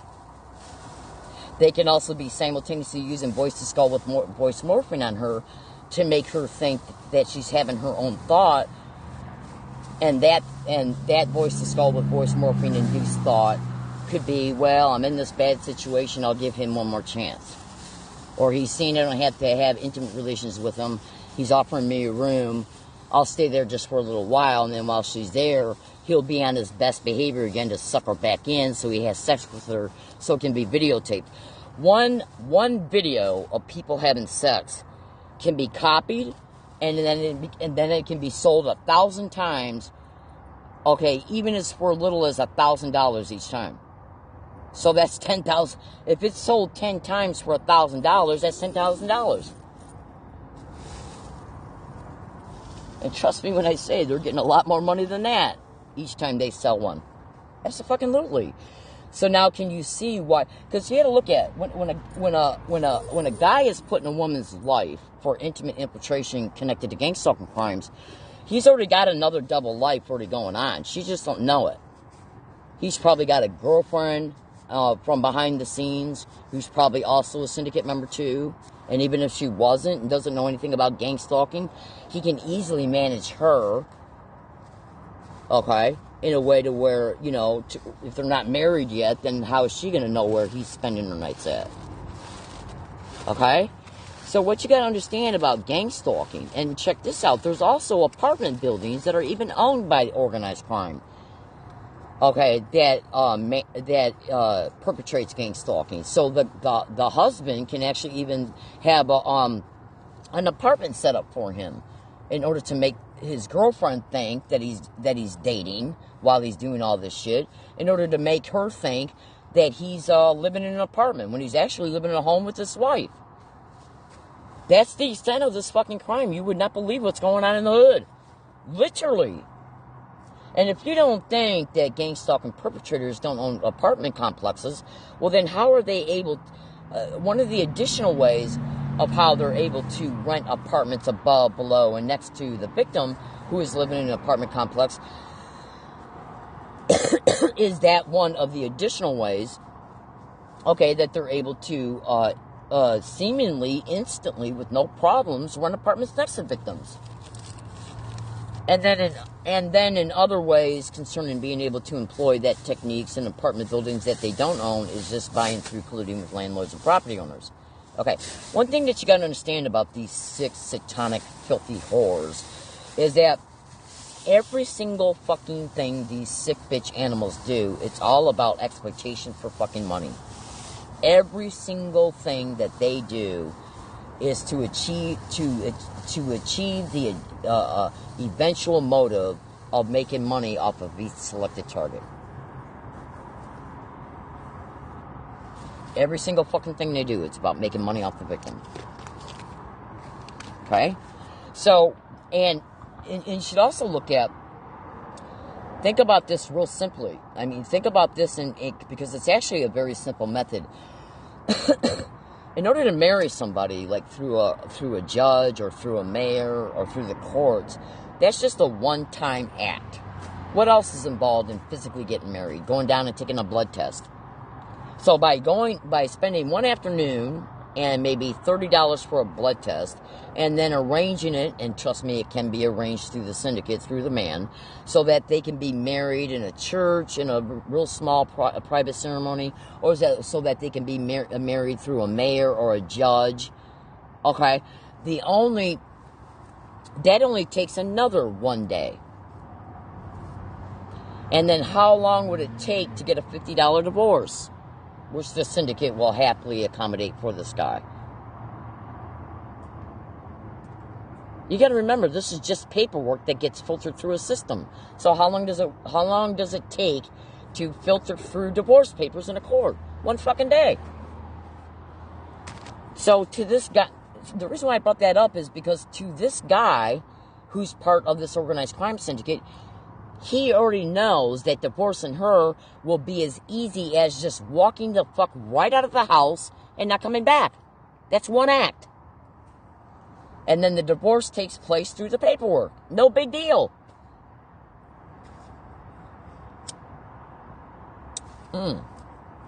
And then all he has to do is sign it, and then it's done. How long does it, if you picked up a piece of paper and a pen and signed your name on it, look how long that takes.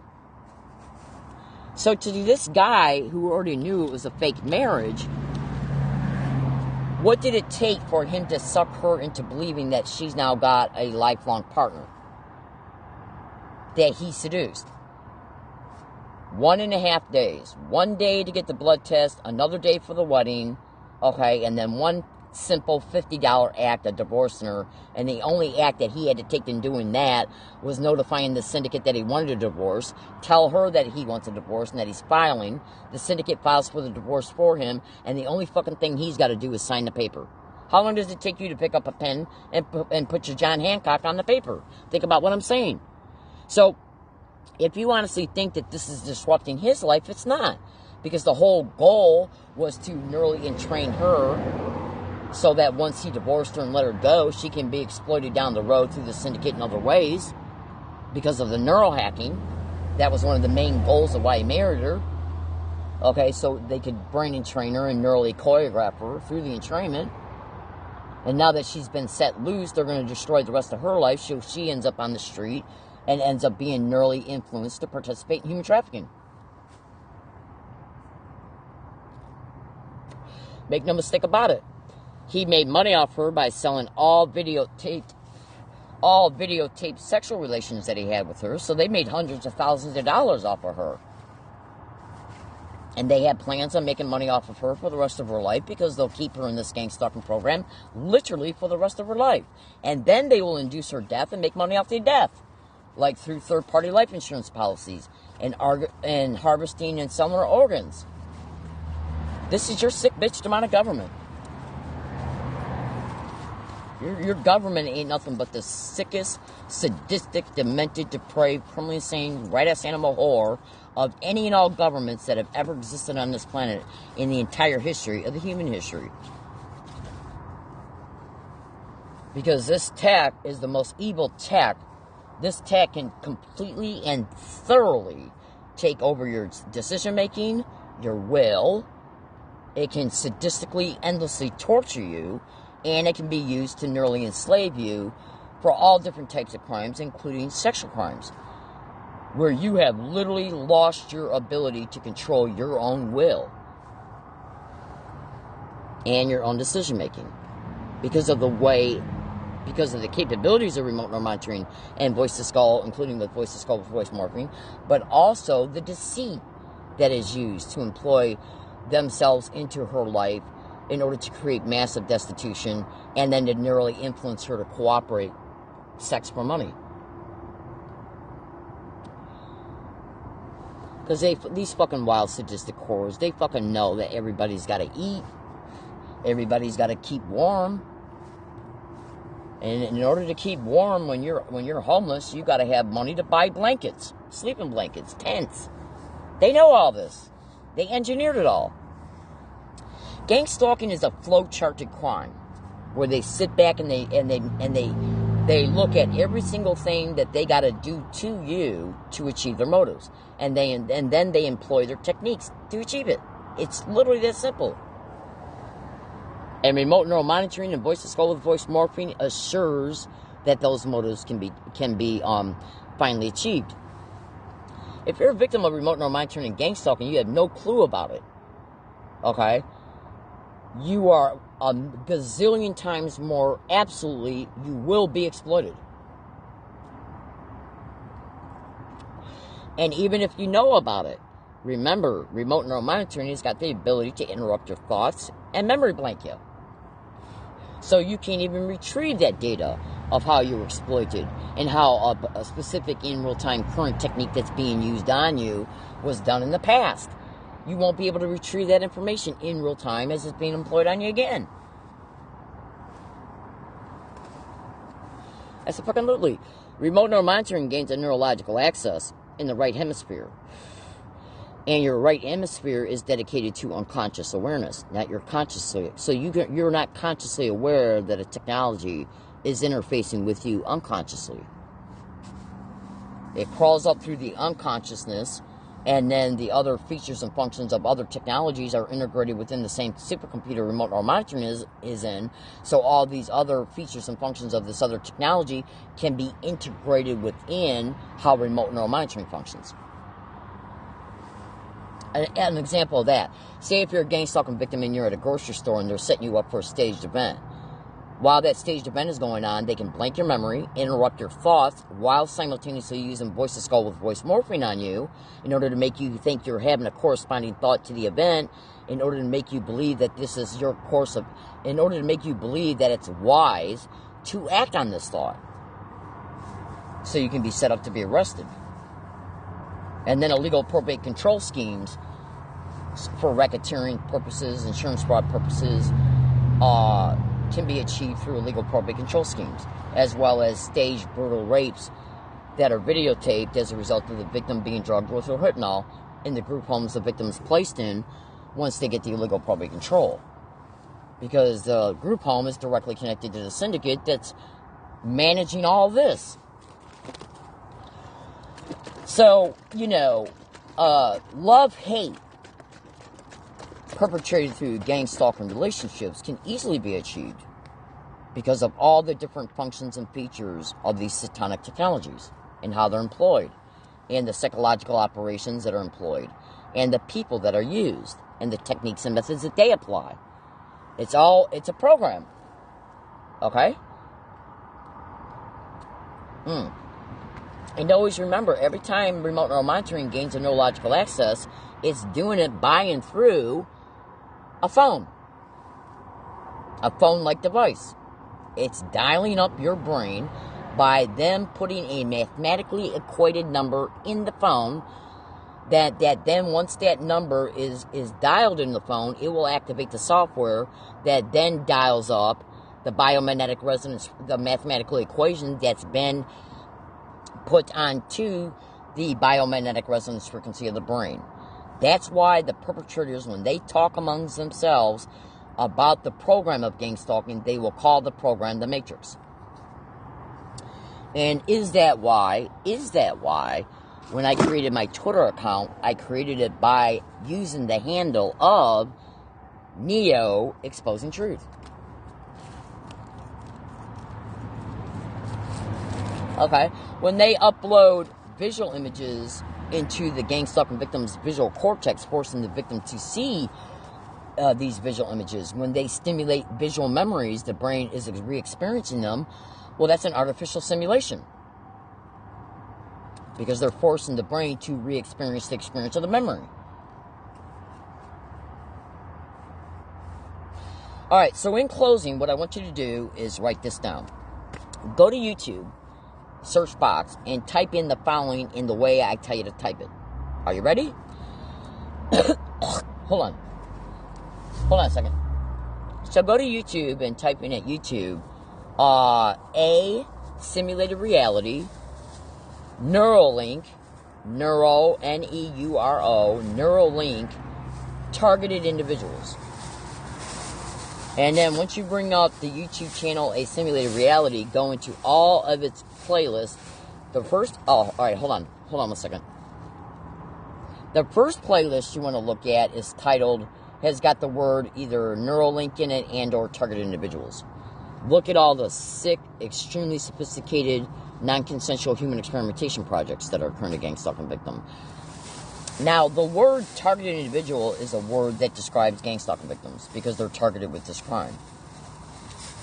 Amazon is massively implicated, so is Google DeepMind Learning, the CIA, the NSA, the FBI, the DHS, state, county, and local cops, fusion centers, okay, universities, all these wild animals are implicated by tens and tens of thousands of people to be the main identified satanic rats who are hosting this, along with hospitals, medical centers, doctors, okay, and so on and so forth.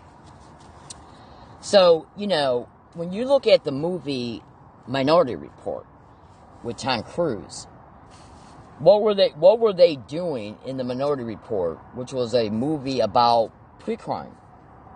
What was pre-crime in the movie The Minority Report?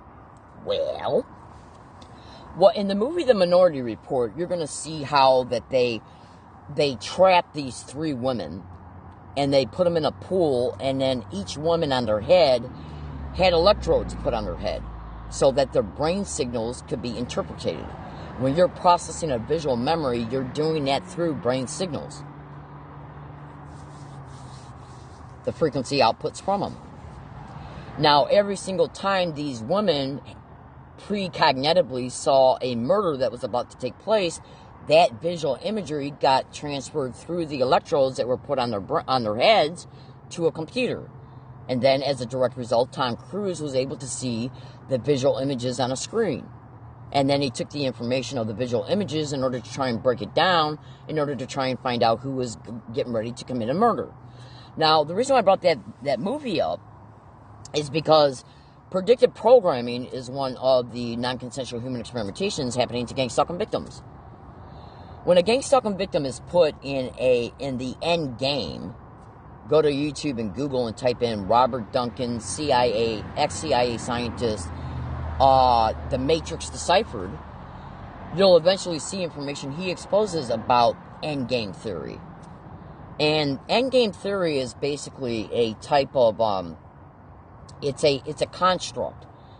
And what it basically is, in short, it's a type of game where a person plays the game, only has a certain amount of ways he can play it. But as he's playing the game, his brain is neurally interacting with the variables of the game. Now, there's a confined amount of variables that allow you to play the game. Right? So that means then you're engaging in a confined amount of actions in order to play the game. Now, why is this important?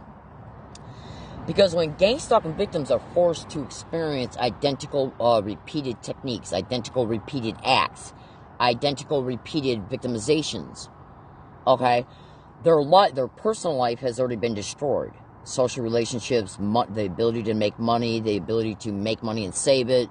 So their life is being put in an end game to where that victim only has a certain amount of options to survive. Because they got to be able to control the victim's life in order to keep the victim entrapped in the game. Okay? Now, the only way that you can keep a human being entrapped in a abusive relationship...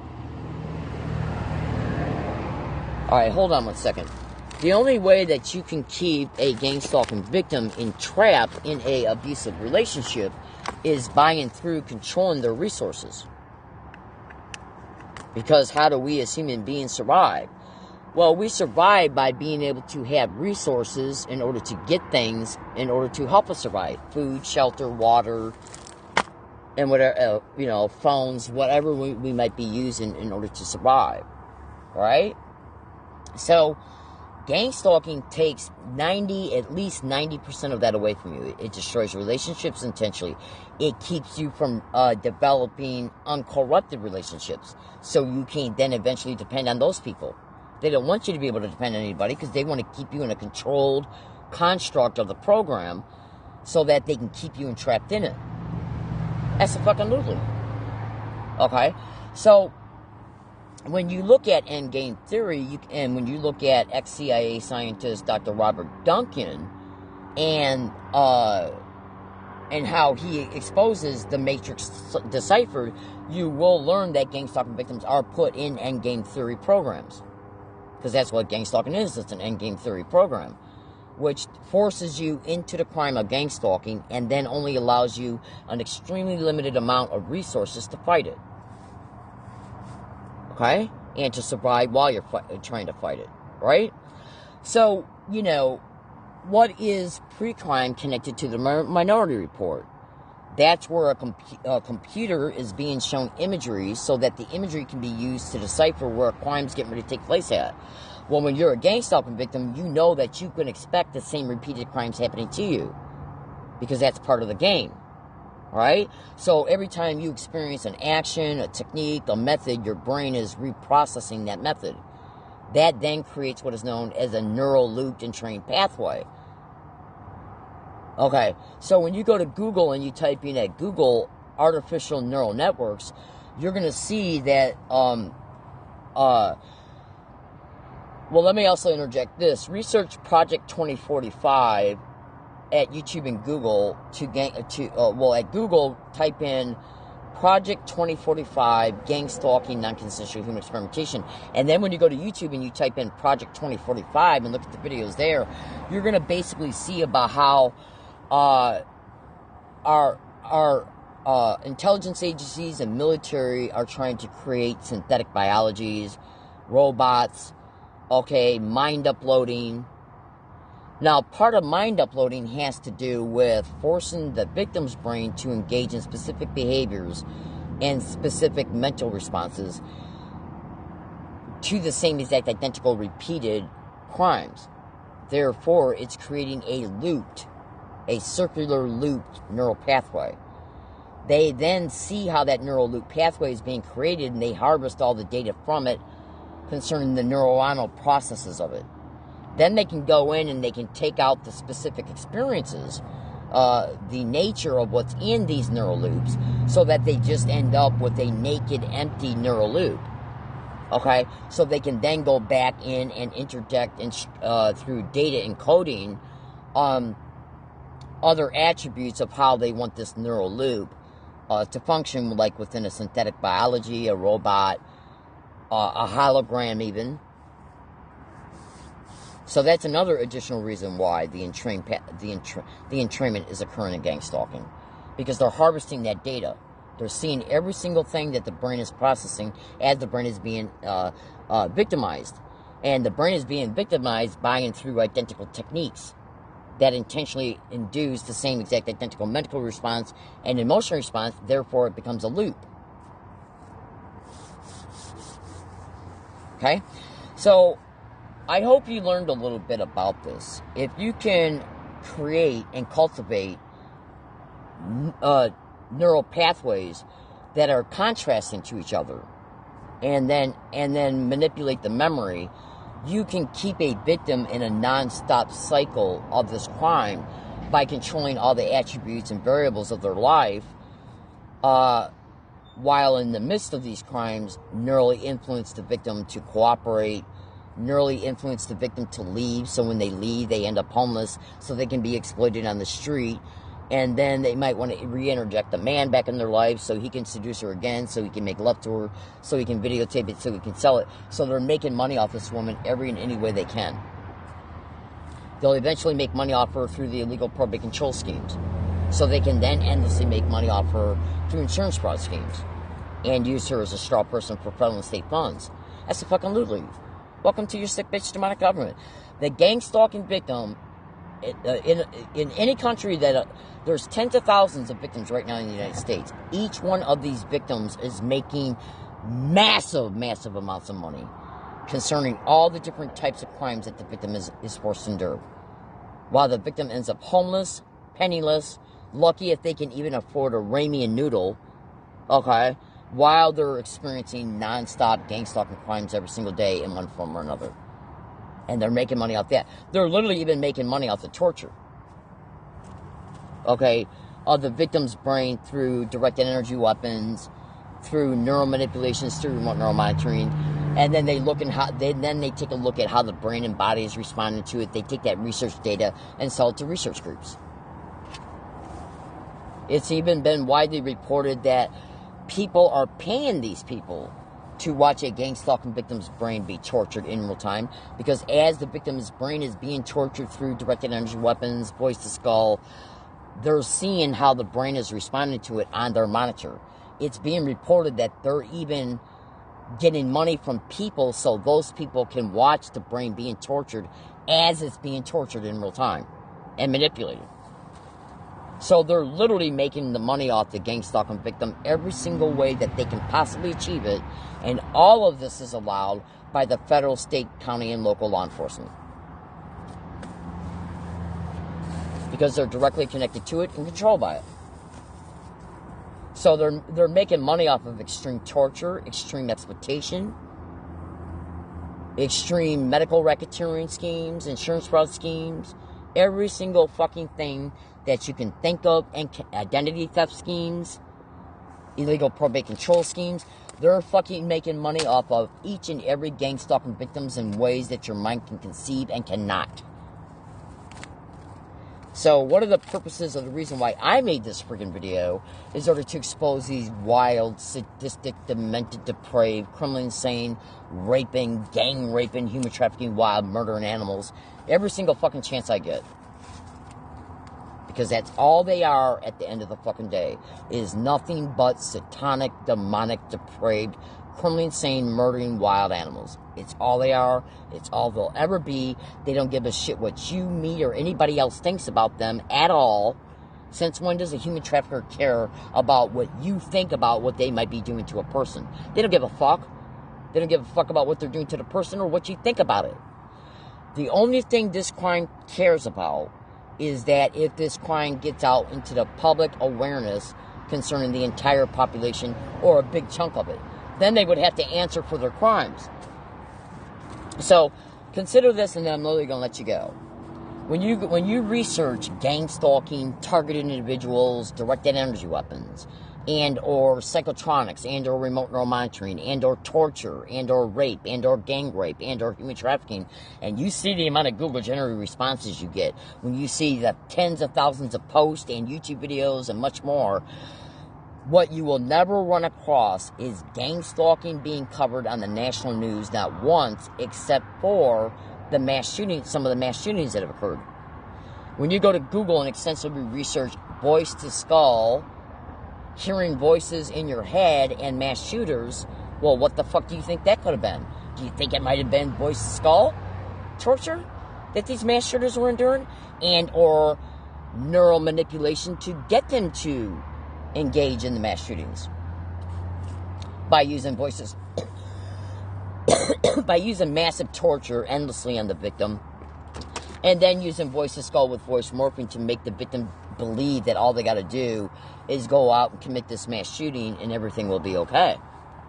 They're intentionally using voice to skull with voice morphing and the remote neural monitoring torture and the voice to skull torture to walk victims intentionally to their suicide. Because they're making money off life insurance policies that they take out on the victim by total strangers. These people are nothing but insane, fucking, filthy, demented, depraved, wild animals. It's all they are. It's all they'll ever be. They're literally never going to be anything except for what the fuck they are right now. And all they are is mass murdering, torturing, gang raping, human trafficking, wild animals. It is literally all they will ever be. So I wanted you to know what's happening in the hood. If they can tear apart a human being's life and make them so destitute to where they got to depend on somebody, they make sure that the people the victim ends up depending on are people that are connected to this crime. Why? So then those people can be used to act like they're coming to the rescue, and they might 1 or 2 or 3 times in order to create brain-trained neural pathways of dependency, but then those people will eventually be used to exploit the victim again in either ways they've already been exploited before or in new ways. Look at how many churches, charities, police officers have been implicated in human trafficking. These are all people and places that a crime victim should be able to turn to for help. Look how many self-help groups have been implicated in rape, human trafficking, of women and children. Look at how many churches and charities have been implicated in human trafficking. These are all fucking places that people should be able to go to for help, so that they're not continue crime victims. Instead, when the victim goes there to get services, what they're ended up getting is another aspect of the syndicate being introduced in their life. So that aspect of their environment and the influence that comes with, and the resources that come with these places can be used as a control mechanism for the victim. That, well, for one, when you go to a food pantry, they're going to allow you to get food because they need to keep you alive so they can exploit you in other ways. Okay? That's the fucking literally. When you go to Google and you type in churches, charities, homeless shelters, food banks and gang stalking, doctors, hospitals, medical clinics and gang stalking, okay? Police and gang stalking, ambulance services and gang stalking, fire department personnel and gang stalking. These are all these places are places that a person should be able to go to for help. Instead, they're literally syndicate members who are using their employment descriptions to assist in what they can be used for in the gang stalking program. So they know that when they tear your fucking life down, when they go after your finances, when they make you homeless and then target you at a wooded area to set you up to be arrested because you're on somebody's property, why is that done? That's done so when you're put in jail for more than 29 days, you'll lose your Social Security, at least temporarily. Then while you're in jail, they can set you up for an assault, blame you for it, charge you with a felony, so when you get out, you cannot reapply. Now you're really destitute. That then causes you to have to go to and depend on third parties for help to survive. They control these for the third parties and environments where you can be set up, where they can foster fake friendships. So then once you keep interacting with those people, they're going to eventually take you to a place where you can be raped and gang raped. Welcome to gang stalking. The gang of gang stalking is where multiple people are used. And they're able to do this against the victim through the tracking, which is the stalking.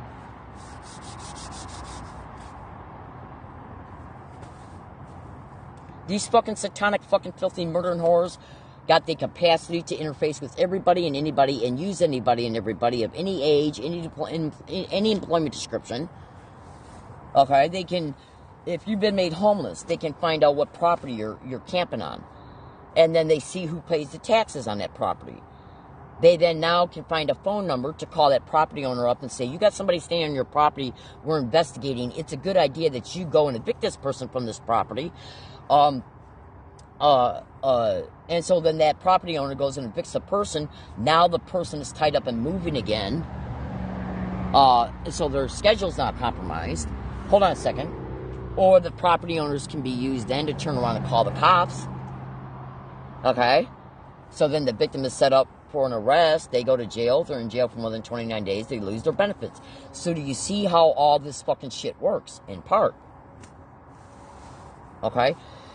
Gang stalking, I know I keep saying this, but I'm trying to drive these words and phrases into your mind so you can look at the meanings of them. Because the human family has been subjected to witnessing so much crime and corruption to where now when it sees somebody being victimized, they don't even think twice about it. They just say, that's too bad, and go on. Okay? Why do you think crime and corruption has been exploding on a massive scale ever since the 60s? Because, one, the average person has no way of controlling our government to get the government to stop criminals and to get the government from to get them to stop from committing their own crimes. How do you think that this crime perpetrated through the government? Why do you think it's so successful? Because the government is nothing but organized crime. It's nothing but organized crime. It doesn't... Look, let me give you an example about that. When you go to Google and you type in at Google the Department of Justice, DOJ, when you fucking type in the Department of Justice and gang stalking, look at all the responses that come up concerning the amount, and then read the articles and blogs and shit concerning it. Right? Well, the Department of Justice has got on their website that they fight against human trafficking. Well, gang stalking is directly connected to human trafficking, and the Department of Justice is one of the main implicated hosts. Okay? These fucking things on these government websites, they ain't nothing but fucking bullshit. It's done to give you the illusion that they're fighting crime. They ain't fighting jack shit. The only time, I bet you, is it possible that the only reason why when you might see something on the internet where the DOJ busted up a sex trafficking ring and prosecuted the assholes in it, is it because they're getting rid of their competition?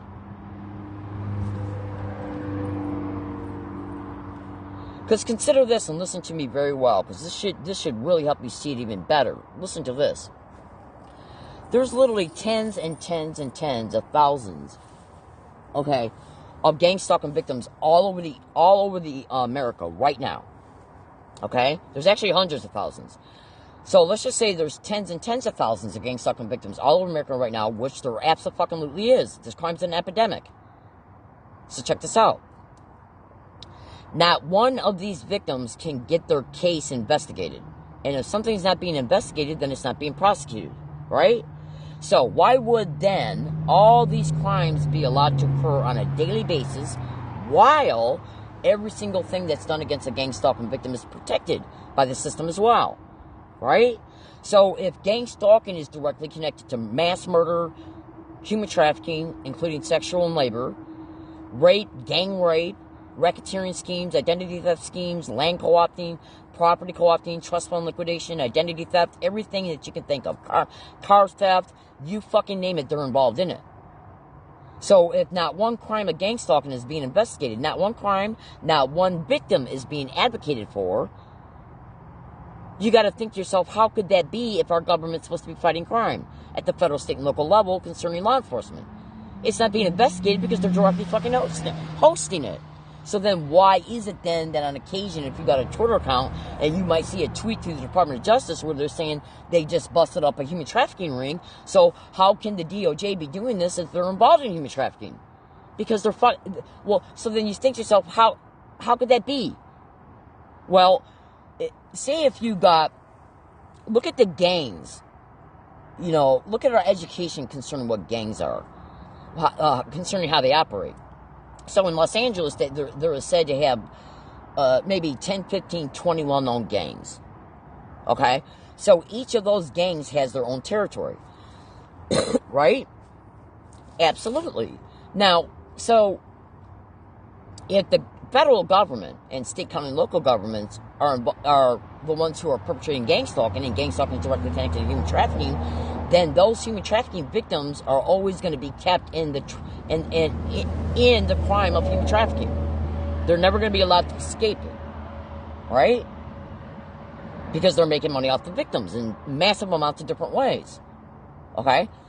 Now, if the DOJ is openly, massively implicated to be hosting gang stalking is human trafficking, then why would you then see a tweet on Twitter about the Department of Justice busting up a human trafficking ring? Now, look at how gangs operate. Each gang has their own territory, right? So if the DOJ is involved in human trafficking because they're implicated to be involved in gang stalking, yet they're using their employment description to go after a human trafficking ring, like let's say in Ohio, is it because the human trafficking ring in Ohio is not connected to their syndicate that's doing the human trafficking through gang stalking? And so when they go after that Ohio human trafficking ring, they're doing it to get rid of the competition.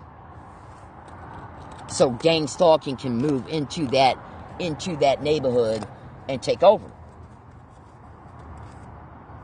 So when I tell you, don't ever fucking believe that your government is fighting human trafficking, because I'm here today to tell you fucking right now, they're not. In any way, shape, or form. I don't fucking care who says they are. They're not. And that includes all politicians, because they're fucking not.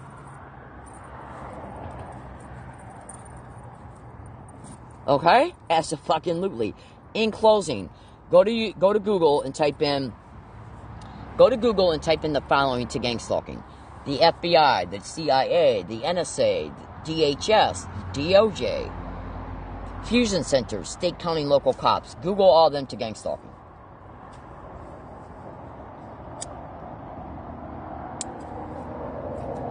Now, so I made this video to inform, to expose, to educate you about brain entrainment in layman's terms, so you can have some type of pictorial representation in your mind concerning how it's done and how they benefit off it. If you can neurally influence a man or a woman through voice to skull and voice morphing to react to a staged event in a way they want you to react so they can set you up to arrest you, so they can put you in jail for more than 29 days, you lose your benefits. In jail, if they set you up for a staged assault and then stage the witnesses and blame you for the assault, blame you for the event, charge you with a felony, when you get out, you can't get those benefits back. You're now massively destitute. That brings you one step closer to being human trafficked. Do you see how it works? Where the jailers played their role, who used the fellow inmates to act as stage witnesses, to the cops that arrested the target, that put him in jail. Everybody plays their role to create the effects and the circumstances, so the effects and circumstances can be monopolized on, that takes the victim into eventual exploitation. Welcome to Gang Stalking. Thank you for listening, everybody. Today's date is December 18th, 2020. My name is Leslie Williams. This crime made me homeless in Michigan, from 4 apartments in Michigan and 1 in Tennessee. They're intentionally keeping me homeless so they can continue to use it as a tool for the entrapment, fear of being arrested for illegal lodging, and so that they can eventually use the homelessness as a normal appearing excuse for eventual illegal probate control schemes. Oh, Miss Williams can't take care of herself. She won't get out of the homelessness, even though we offered her homeless services. They already know you're not going to take homeless services because they already know you've been gang stalked to homeless shelters. They know that you know that, look, when I'm by myself at the woods, I don't have anybody right in my direct face causing me a problem. I don't have staged witnesses. There's not staged witnesses that are acting as a witness to that event, so that event can be blamed on me, so I can be arrested and charged. But when I'm at a fucking homeless shelter, I'm in an environment where they can use fellow clients, okay, for the event, and then other fellow clients as witnesses. They know you know this, but they'll still approach you and say, "Do you want homeless services?" After they look for a normal appearing reason to know where you're at to approach you, okay. Absolutely. And then while they're offering you homeless services, they'll videotape police. They'll videotape that offer and your response to it. So later when you end up discovered dead at a wooded area, they can claim, well, we offered Miss Williams services. She refused to take them. So she as a result, she stayed in areas that could, where she could be easily raped and murdered or murdered. And if they don't murder you, they know you're going to report the rape and or robbery, okay? So they can say where to take place at. You say a wooded area, and boom, they're now cataloging again the fact that you're still homeless and what happened to you while you were homeless. And then they'll claim later on down the road, after another staged event, and they arrest you, they'll claim that they have a normal.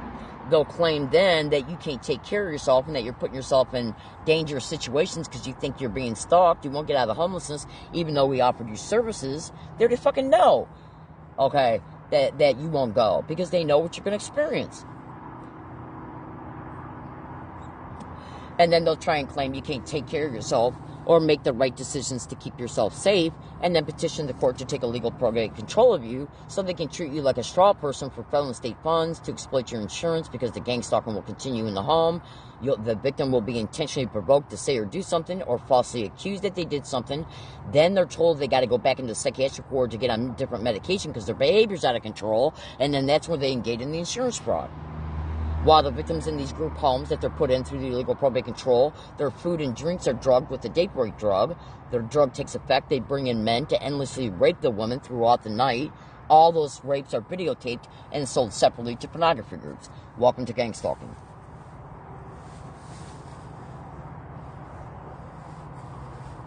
See, if you don't get educated about this crime, whether you're a victim or not, you're not going to know what to look out for. You're not going to know who's really trustworthy in our societies unless you listen to the descriptions that educated, experienced gang stalker victims state concerning who's connected to these fucking crimes.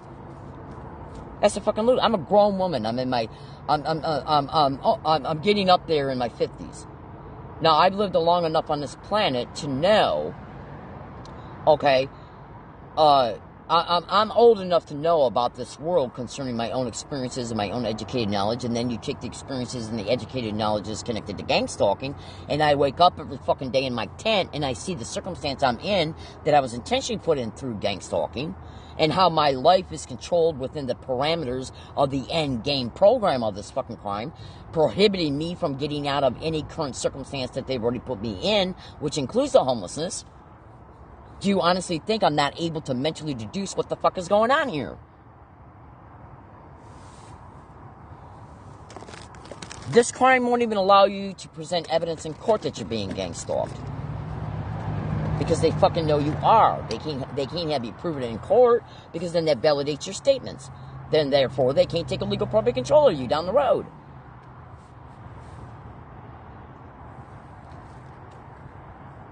Okay? These fucking sick, satanic, filthy, criminally insane, raping, murdering, gang raping whores will never fucking change. It's all they are. It's who they are. And they're treating people as cattle for racketeering purposes, human trafficking ring purposes, insurance fraud purposes, racketeering, the whole fucking 9 yards. Why do you think they're keeping me intentionally in this program, into homelessness, by not investigating what I have and am enduring? Because they plan on using the circumstance of the homelessness in order to achieve the illegal probate control one day. And they know you know about what's going to happen to you once they get it, and they can then, through creative means, literally intentionally remind you about it to keep you fearful of it. Because remember, they got to stimulate emotions, brain states. They know every single motherfucking thing you know about them through experience and educated knowledge. They know it all. Okay? So, imagine living like this. Imagine being forced to live like this. If I wasn't enduring this crime, I'd have my own apartment. I'd have true, natural, uncorrupted friends. I'd have mastery over my own life, over my own safety. And the police or anybody else could not go into my apartment and say, Leslie, you're homeless, so we're going to use it against you. Me being homeless, I no longer have a fucking front door to protect me. They know that. And they monopolize on that by propping up people directly around me and or towards me from anybody. Homeless people, social deviants, punks, criminals, crazies, thugs, property owners, kids, neighbors, teenagers, adults. So they can be used to assault you and or report you. Now the police have normal appearing reasons for probable cause, so they can come out and continue that falsified documentation that later assists in legal probate control. Welcome to gang stalking.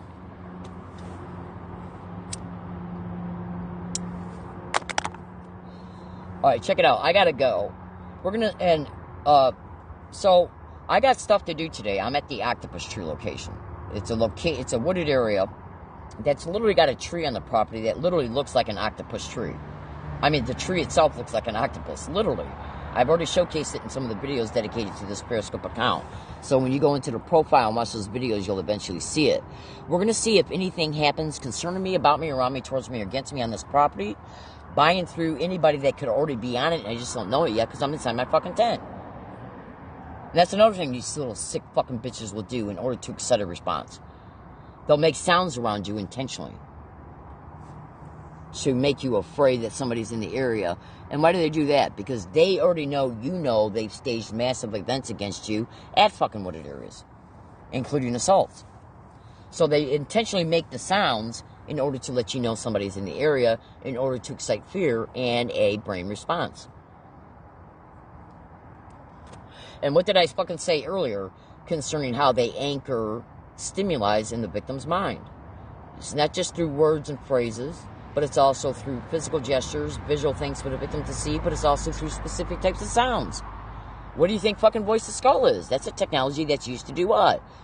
Okay? Project sounds, as well as ELF broadcasting connected to gang stalking, as well as holosonics, the audio spotlight, ultrasonic sound bone conduction, and the whole fucking 9 yards. Gang stalking victims are being intentionally, mentally, neurally, and psychologically and biologically endlessly tortured every single fucking day as a direct result of them having to of them being forced to experience the techniques, methods, tactics, and technologies connected to this crime. Now I'm going to say this, and then I am actually literally going to let you go. In February and March of 2020, the United Nations declared gang stalking victims as being extreme torture victims because of the electromagnetic weapons that are used on us and the psychological crimes that are used on us. Now, you think to yourself, what is the UN? Look at the word United Nations. The UN is a body of collective governments. So do you honestly think, okay, that the United Nations is going to declare gang stalking victims as being extreme torture victims if nothing is going on?